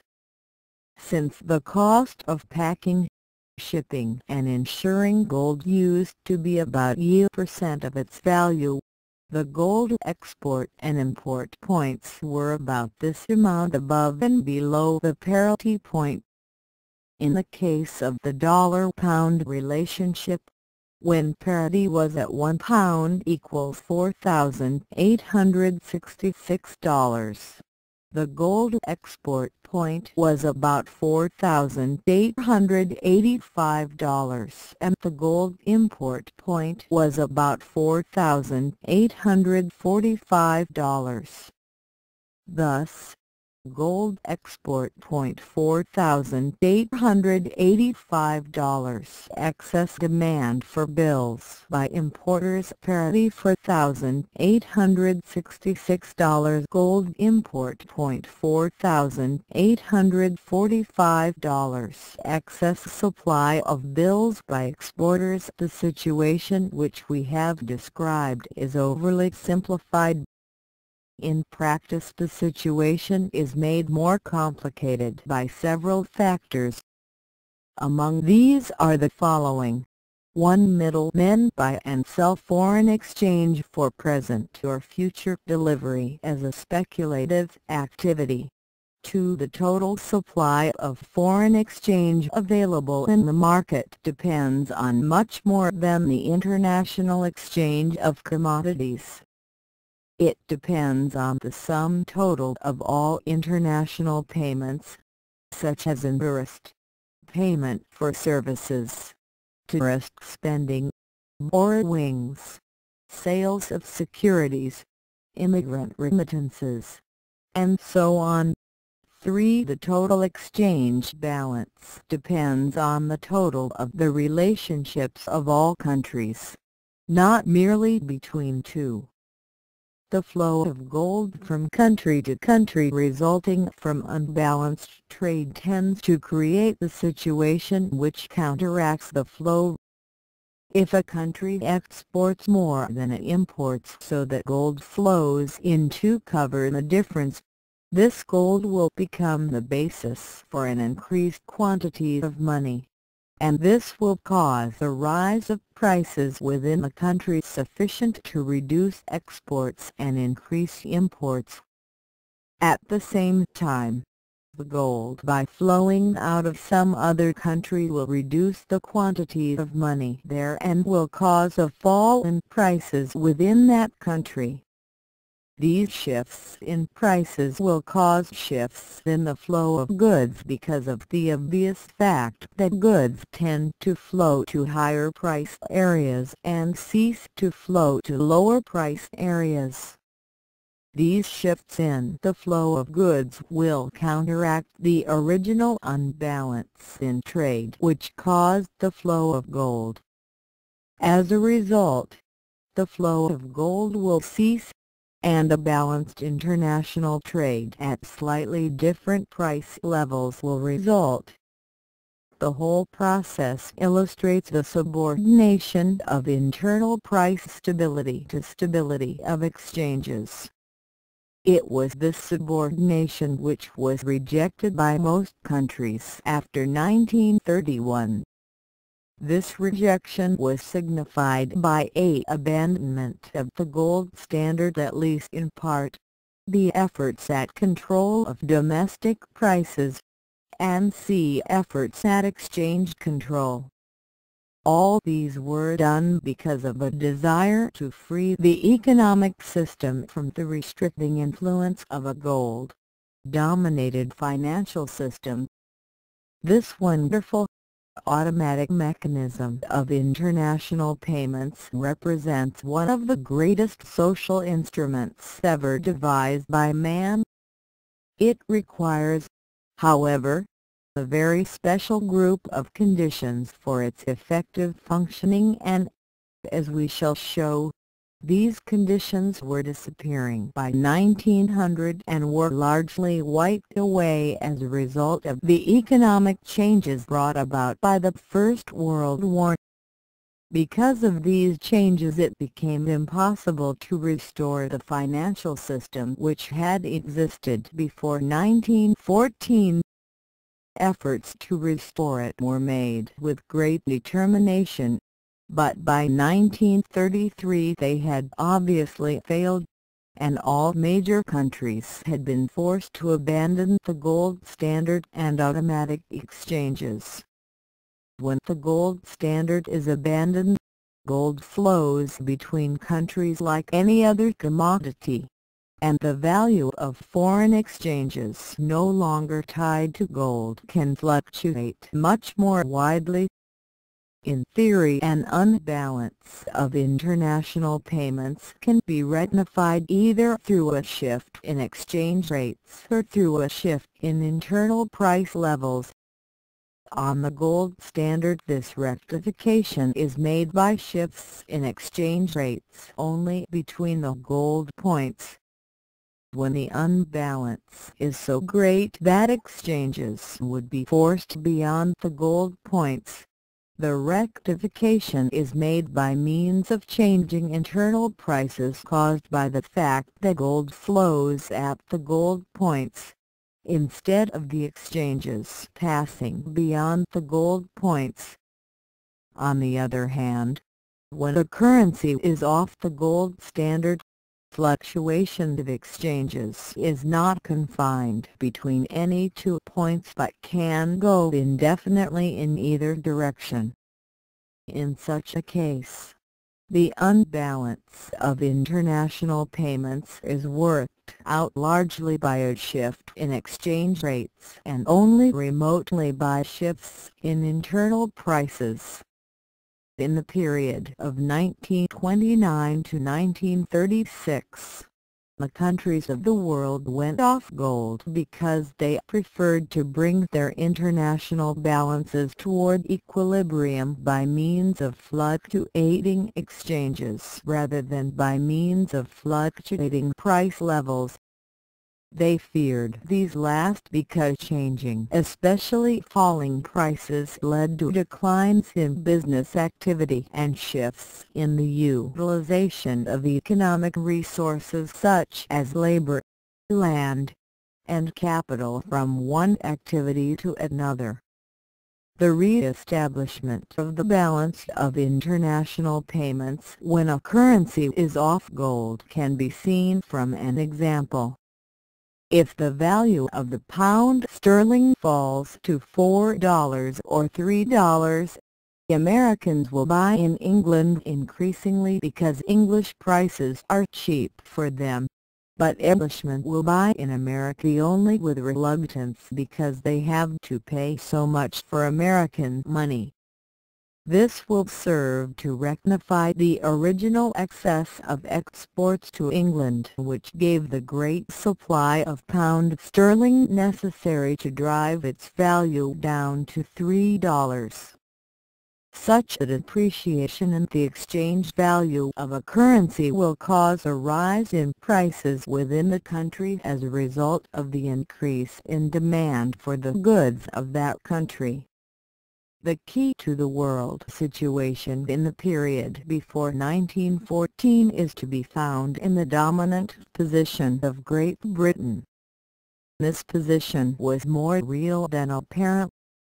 In many fields such as naval or financial, the supremacy of Britain was so complete that it almost never had to be declared by her or admitted by others. It was tacitly assumed by both. As an unchallenged ruler in these fields, Britain could afford to be a benevolent ruler. Sure of herself and of her position, she could be satisfied with substance rather than forms. If others accepted her dominance in fact, she was quite willing to leave to them independence and autonomy in law. This supremacy of Britain was not an achievement of the 19th century alone.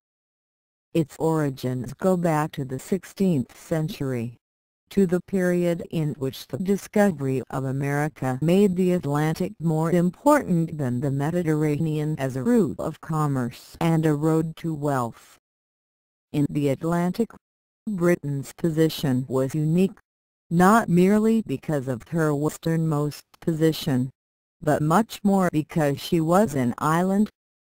This last fact made it possible for her to watch Europe embroil itself in internal squabbles while she retained freedom to exploit the new worlds across the seas. On this basis, Britain had built up a naval supremacy which made her ruler of the seas by 1900. Along with this was her preeminence in merchant shipping, which gave her control of the avenues of world transportation and ownership of 39% of the world's ocean-going vessels, 3 times the number of her nearest rival. To her supremacy in these spheres, one in the period before 1815, Britain added new spheres of dominance in the period after 1815. These arose from her early achievement of the Industrial Revolution. This was applied to transportation and communications as well as to industrial production. In the first it gave the world the railroad and the steamboat. In the second it gave the telegraph, the cable, and the telephone. In the third it gave the factory system.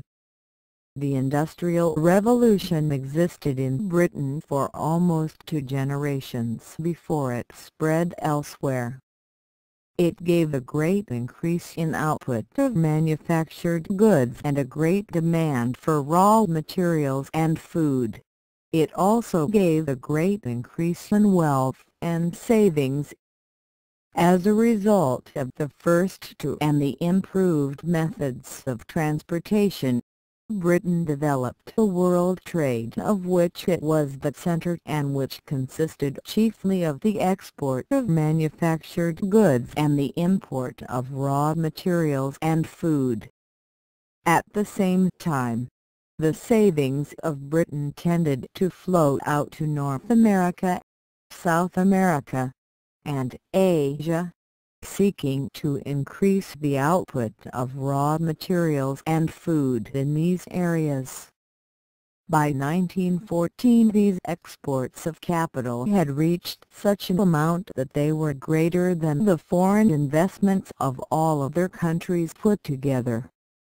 In 1914 British overseas investment was about $20 billion or about 1/4 of Britain's national wealth, yielding about 1/10 of the total national income. The French overseas investment at the same time was about $9 billion or 1/6 the French national wealth, yielding 6% of the national income, while Germany had about $5 billion invested overseas, 1/15 the national wealth, yielding 3% of the national income. The United States at that time was a large-scale debtor. The dominant position of Britain in the world of 1913 was, as I have said, more real than apparent. In all parts of the world people slept more securely, worked more productively, and lived more fully because Britain existed. British naval vessels in the Indian Ocean and the Far East suppressed slave raiders, pirates, and headhunters. Small nations like Portugal, the Netherlands, or Belgium retained their overseas possessions under the protection of the British fleet. Even the United States, without realizing it, remained secure and upheld the Monroe Doctrine behind the shield of the British Navy. Small nations were able to preserve their independence in the gaps between the great powers, kept in precarious balance by the Foreign Office's rather diffident balance of power tactics.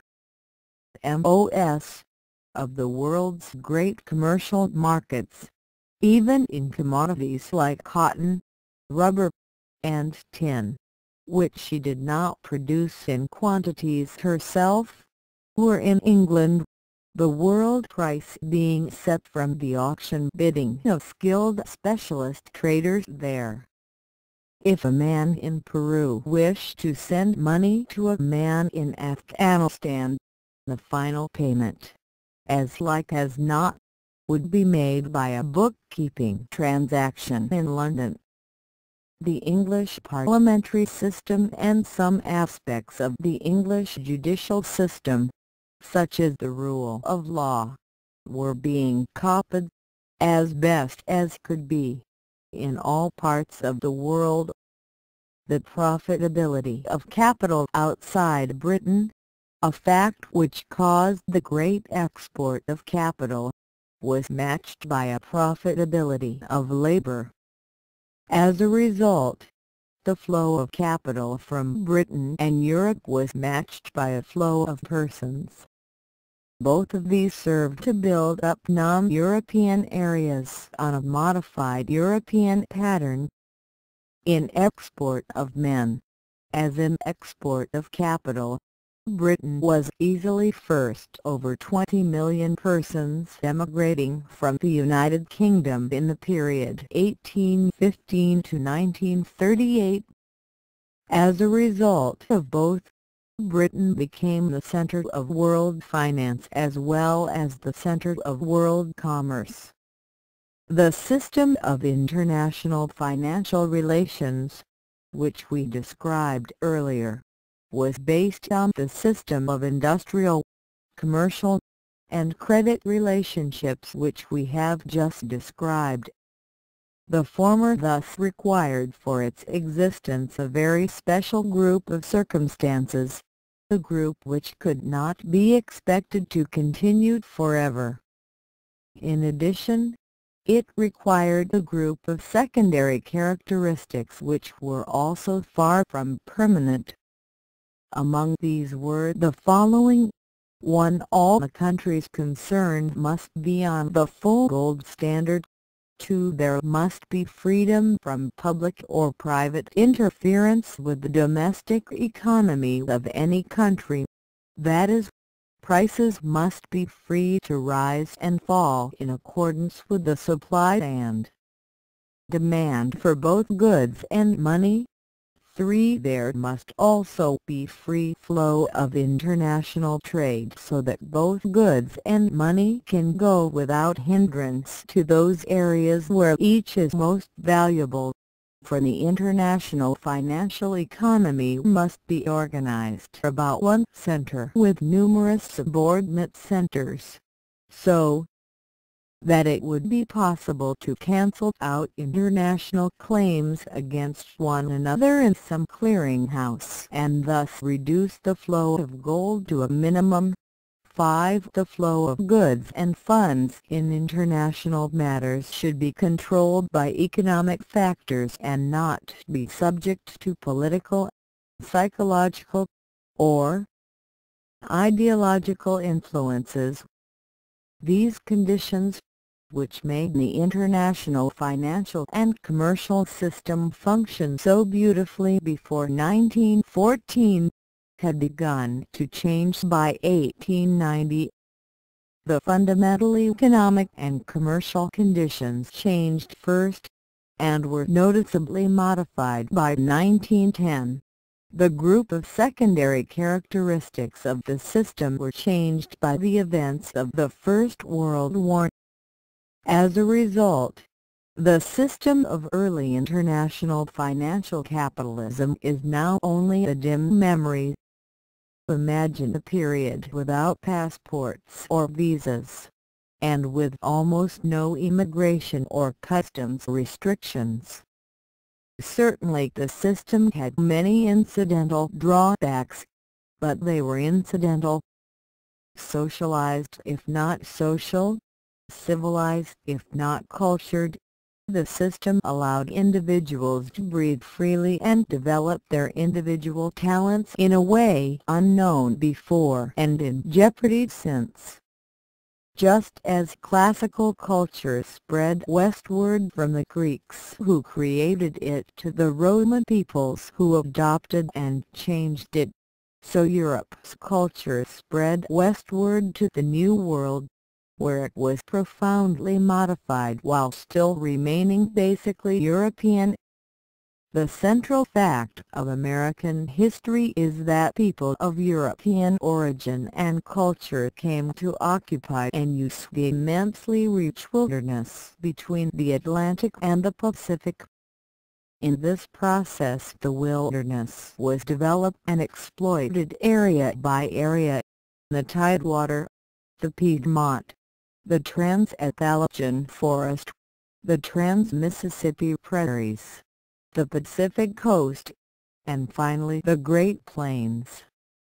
By 1900 the period of occupation which had begun in 1607 was finished, but the era of development continued on an intensive rather than extensive basis. This shift from extensive to intensive development, frequently called the closing of the frontier, required the readjustment of social outlook and behavior from a largely individualistic to a more cooperative basis, and from an emphasis on mere physical prowess to emphasis on other less tangible talents of managerial skills, scientific training, and intellectual capacity able to fill the newly occupied frontiers with a denser population, producing a higher standard of living, and utilizing more extensive leisure. The ability of the people of the United States to make this readjustment of social outlook and behavior at the ending of the frontier about 1900 was hampered by a number of factors from its earlier historical experience. Among these we should mention the growth of sectionalism, past political and constitutional experiences, isolationism, and emphasis on physical prowess and unrealistic idealism. The occupation of the United States had given rise to three chief geographic sections: the commercial and later financial and industrial East, an agrarian and later industrial West, and an agrarian South.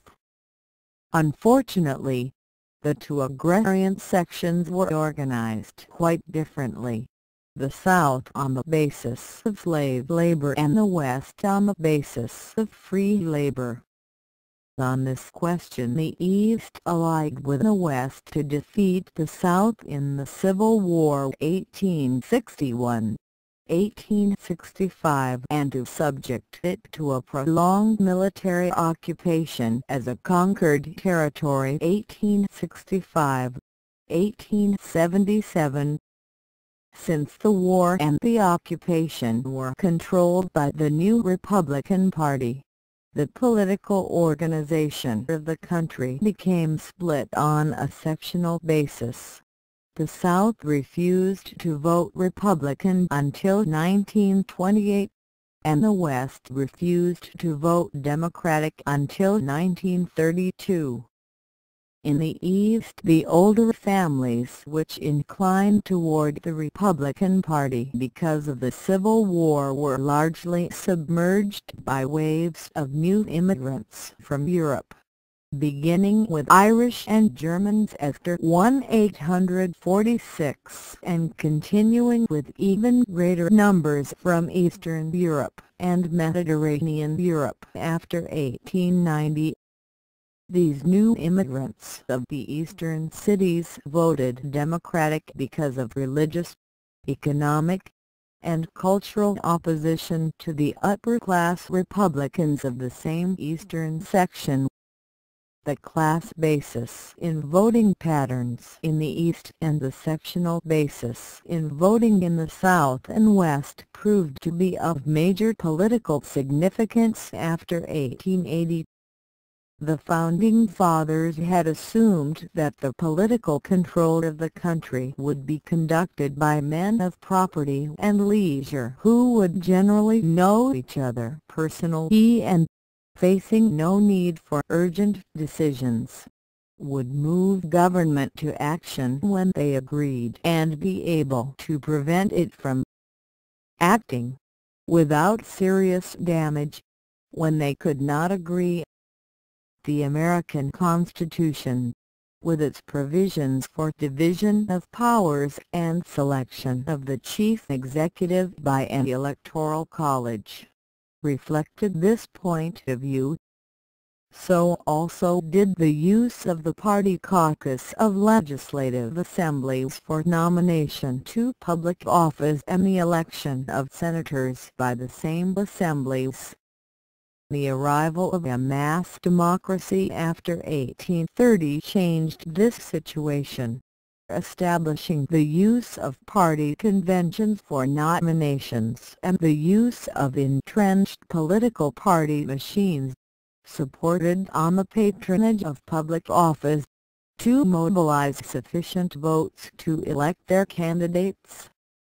As a result of this situation, the elected official from 1840 to 1880 found himself under pressure from three directions: from the popular electorate which provided him with the votes necessary for election, from the party machine which provided him with the nomination to run for office, as well as the patronage appointments by which he could reward his followers, and from the wealthy economic interests which gave him the money for campaign expenses with, perhaps, a certain surplus for his own pocket. This was a fairly workable system, since the three forces were approximately equal. The advantage, if any, resting with the party machine.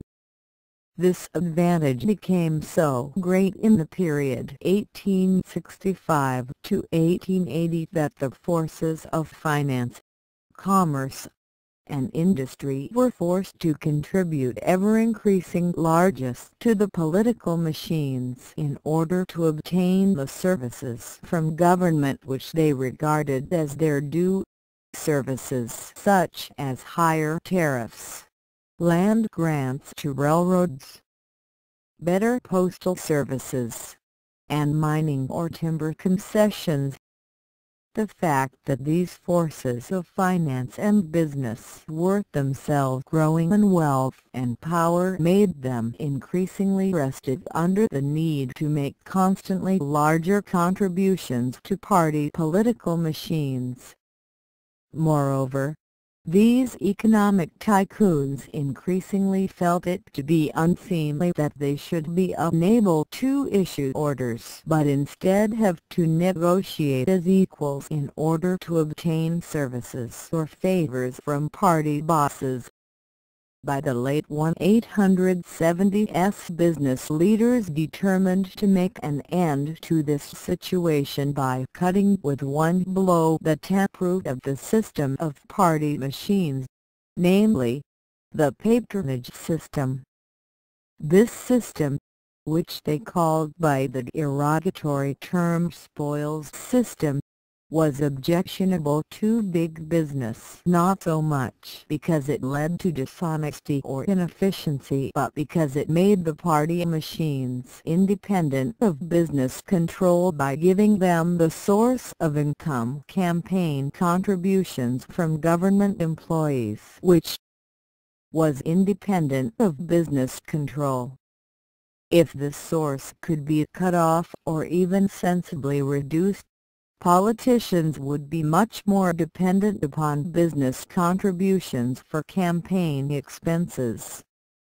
At a time when the growth of a mass press and of the use of chartered trains for political candidates were greatly increasing the expense of campaigning for office, any reduction in campaign contributions from office holders would inevitably make politicians more subservient to business. It was with the same in view that civil service reform began in the federal government with the Pendleton Bill of 1883. As a result, the government was controlled with varying degrees of completeness by the forces of investment banking and heavy industry from 1884 to 1933. This period, 1884 to 1933, was a period of financial capitalism in which investment bankers moving into commercial banking and insurance on one side and into railroading and heavy industry on the other were able to mobilize enormous wealth and wield enormous economic, political, and social power. Popularly known as Society, or the 400, they lived a life of dazzling splendor, sailing the ocean in great private yachts or traveling on land by private trains. They moved in a ceremonious round between their spectacular estates and townhouses in Palm Beach, Long Island, the Berkshires, Newport, and Bar Harbor, assembling from their fortress-like New York residences to attend the Metropolitan Opera, under the critical eye of Mrs. Esther, or gathering for business meetings of the highest strategic level in the awesome presence of J.P. Morgan himself.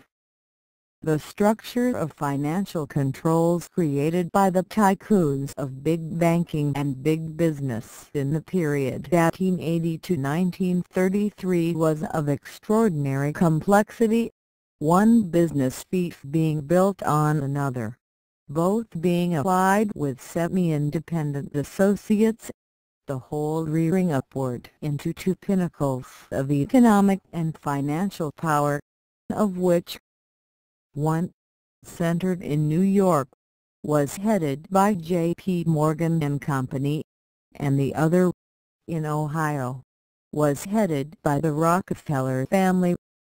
When these two cooperated, as they generally did, they could influence the economic life of the country to a large degree and could almost control its political life, at least on the federal level. The former point can be illustrated by a few facts. In the United States, the number of billion-dollar corporations rose from 1 in 1909 United States Steel, controlled by Morgan, to 15 in 1930. The share of all corporation assets held by the 200 largest corporations rose from 32% in 1909 to 49% in 1930 and reached 57% in 1939. By 1930, these 200 largest corporations held 49.2% of the assets of all 40,000 corporations in the country. $81 billion out of $165 billion, they held 38% of all business wealth. incorporated or unincorporated, or $81 billion out of $212 billion, and they held 22% of all the wealth in the country, or $81 billion out of $367 billion. In fact, in 1930, one corporation, American Telephone and Telegraph, controlled by Morgan, had greater assets than the total wealth in 21 states of the Union. The influence of these business leaders was so great that the Morgan and Rockefeller groups acting together, or even Morgan acting alone, could have wrecked the economic system of the country merely by throwing securities on the stock market for sale, and, having precipitated a stock market panic, could then have bought back the securities they had sold but at a lower price. Naturally, they were not so foolish as to do this, although Morgan came very close to it in precipitating the panic of 1907, but they did not hesitate to wreck individual corporations, at the expense of the holders of common stocks, by driving them to bankruptcy.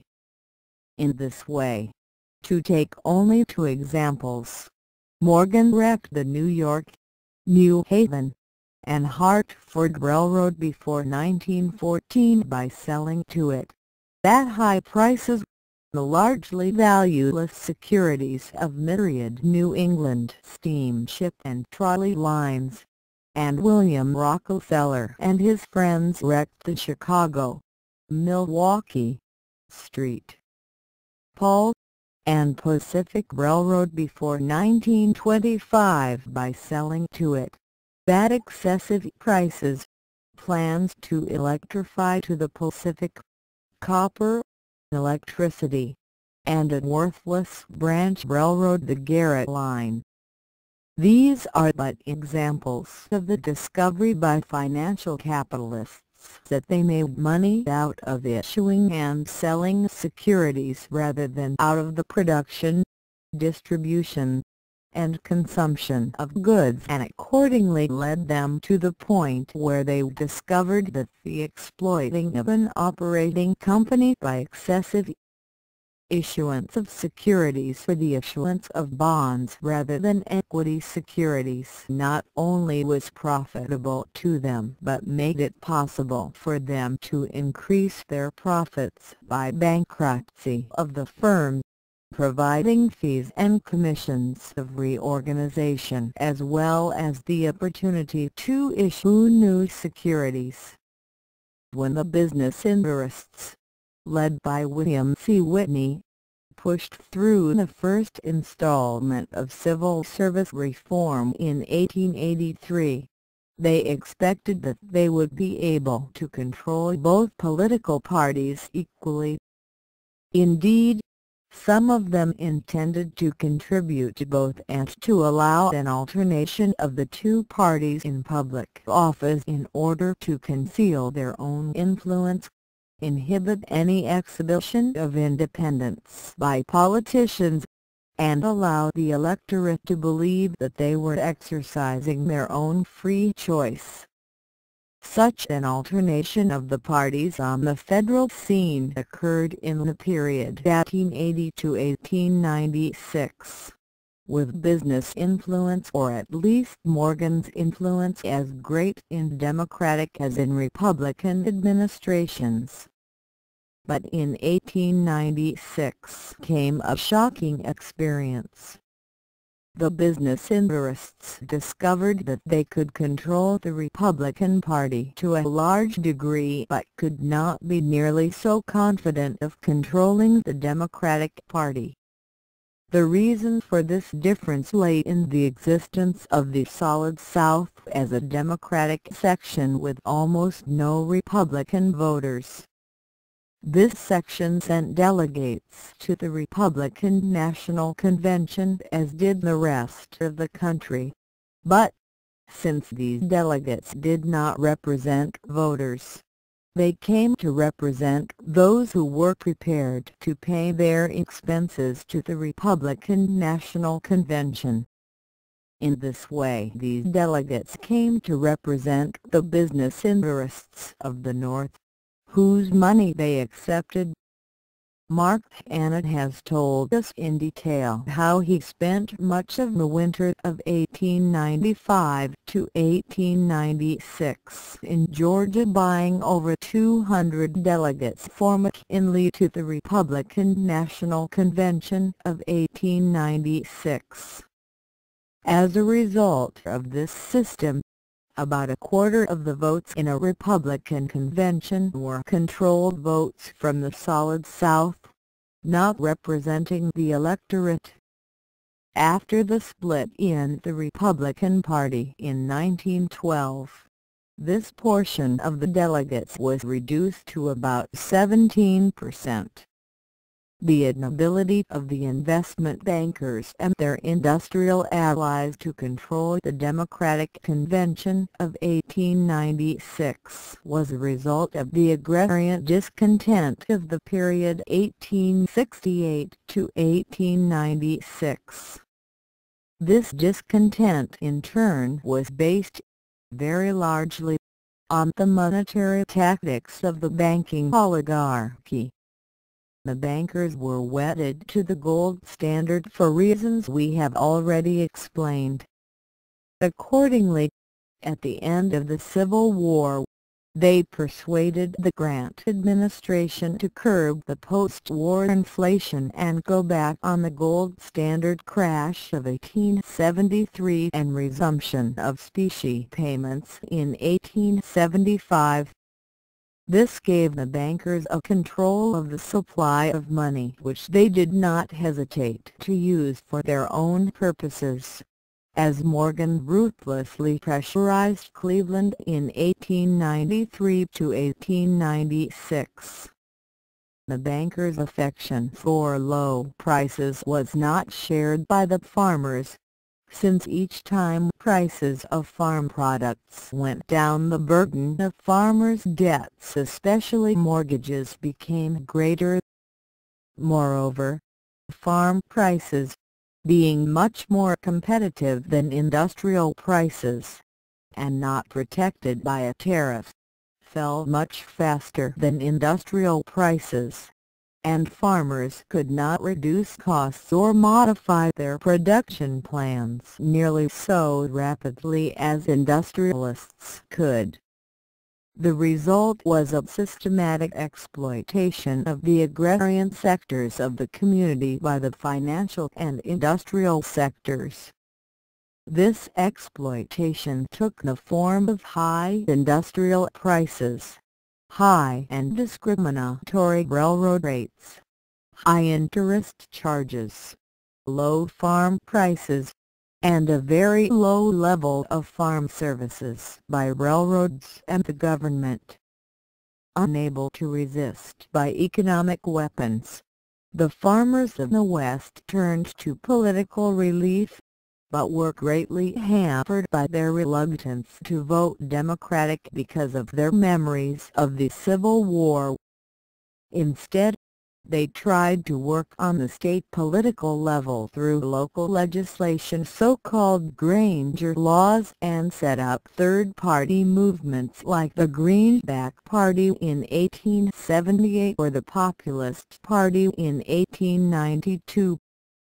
By 1896, however, agrarian discontent rose so high that it began to overcome the memory of the Democratic role in the Civil War.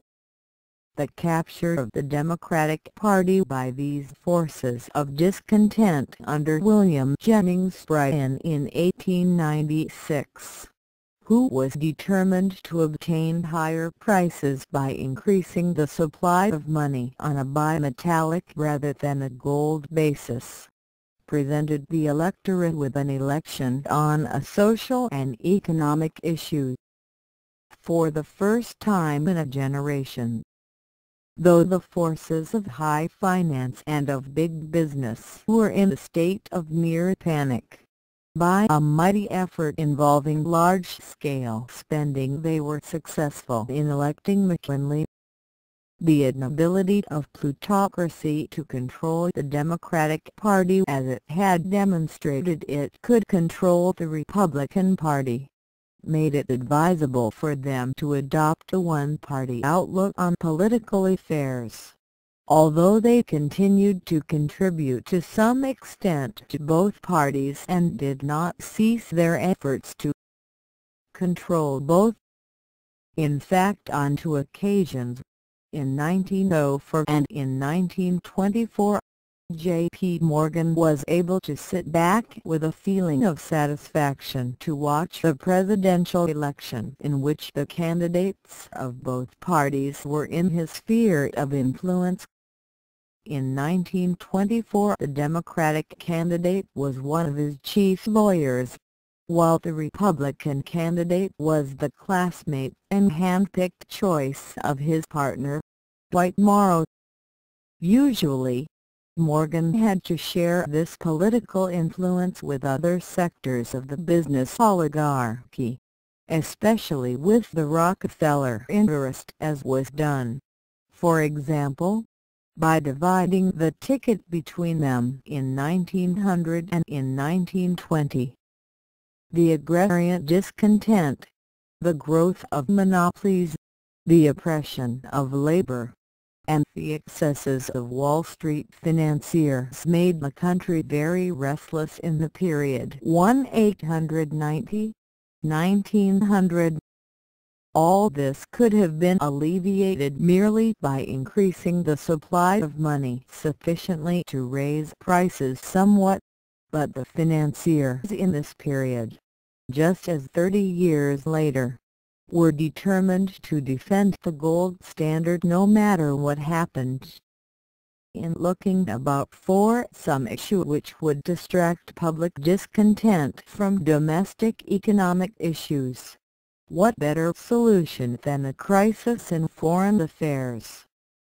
Cleveland had stumbled upon this alternative, more or less accidentally, in 1895 when he stirred up the controversy with Great Britain over Venezuela.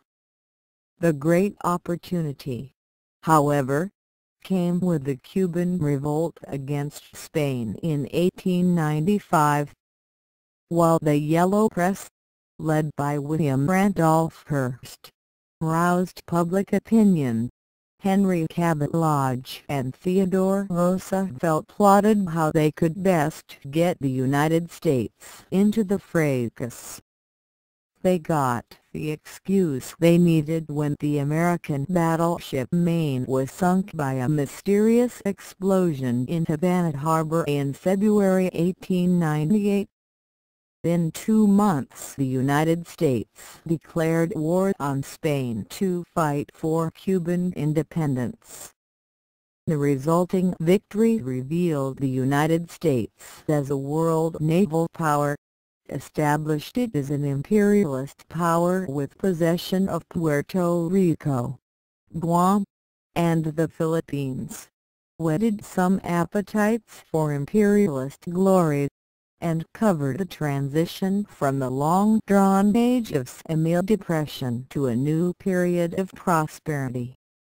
This new period of prosperity was spurred to some extent by the increased demand for industrial products arising from the war, but even more by the new period of rising prices associated with a considerable increase in the world production of gold from South Africa and Alaska after 1895. America's entrance upon the stage as a world power continued with the annexation of Hawaii in 1808, the intervention in the Boxer Uprising in 1900, the seizure of Panama in 1903, the diplomatic intervention in the Russo-Japanese War in 1905, the round-the-world cruise of the American Navy in 1908, the military occupation of Nicaragua in 1912, the opening of the Panama Canal in 1914, and military intervention in Mexico in 1916. During this same period, there appeared a new movement for economic and political reform known as progressivism. The progressive movement resulted from a combination of forces, some new and some old. Its foundation rested on the remains of agrarian and labor discontent which had straggled so vainly before 1897. There was also, as a kind of afterthought on the part of successful business leaders, the weakening of acquisitive selfishness and a revival of the older sense of social obligation and idealism. To some extent this feeling was mixed with a realization that the position and privileges of the very wealthy could be preserved better with superficial concessions and increased opportunity for the discontented to blow off steam than from any policy of blind obstructionism on the part of the rich. As an example of the more idealistic impulse we might mention the creation of the various Carnegie Foundations to work for universal peace or to extend scholarly work in science and social studies. As an example of the more practical point of view we might mention the founding of the New Republic, a liberal weekly paper by an agent of Morgan Finance with Whitney Money 1914. Somewhat similar to this last point was the growth of the new liberal press, which found it profitable to print the writings of muckrakers, and thus exposed to the public eye the seamy side of big business and of human nature itself. But the great opportunity for the progressive forces arose from a split within big business between the older forces of financial capitalism led by Morgan and the newer forces of monopoly capitalism organized around the Rockefeller bloc. As a consequence, the Republican Party was split between the followers of Theodore Roosevelt and those of William Howard Taft, so that the combined forces of the liberal East and the agrarian West were able to capture the presidency under Woodrow Wilson in 1912. Wilson roused a good deal of popular enthusiasm with his talk of new freedom and the rights of the underdog, but his program amounted to little more than an attempt to establish on a federal basis those reforms which agrarian and labor discontent had been seeking on a state basis. For many years, Wilson was by no means a radical after all.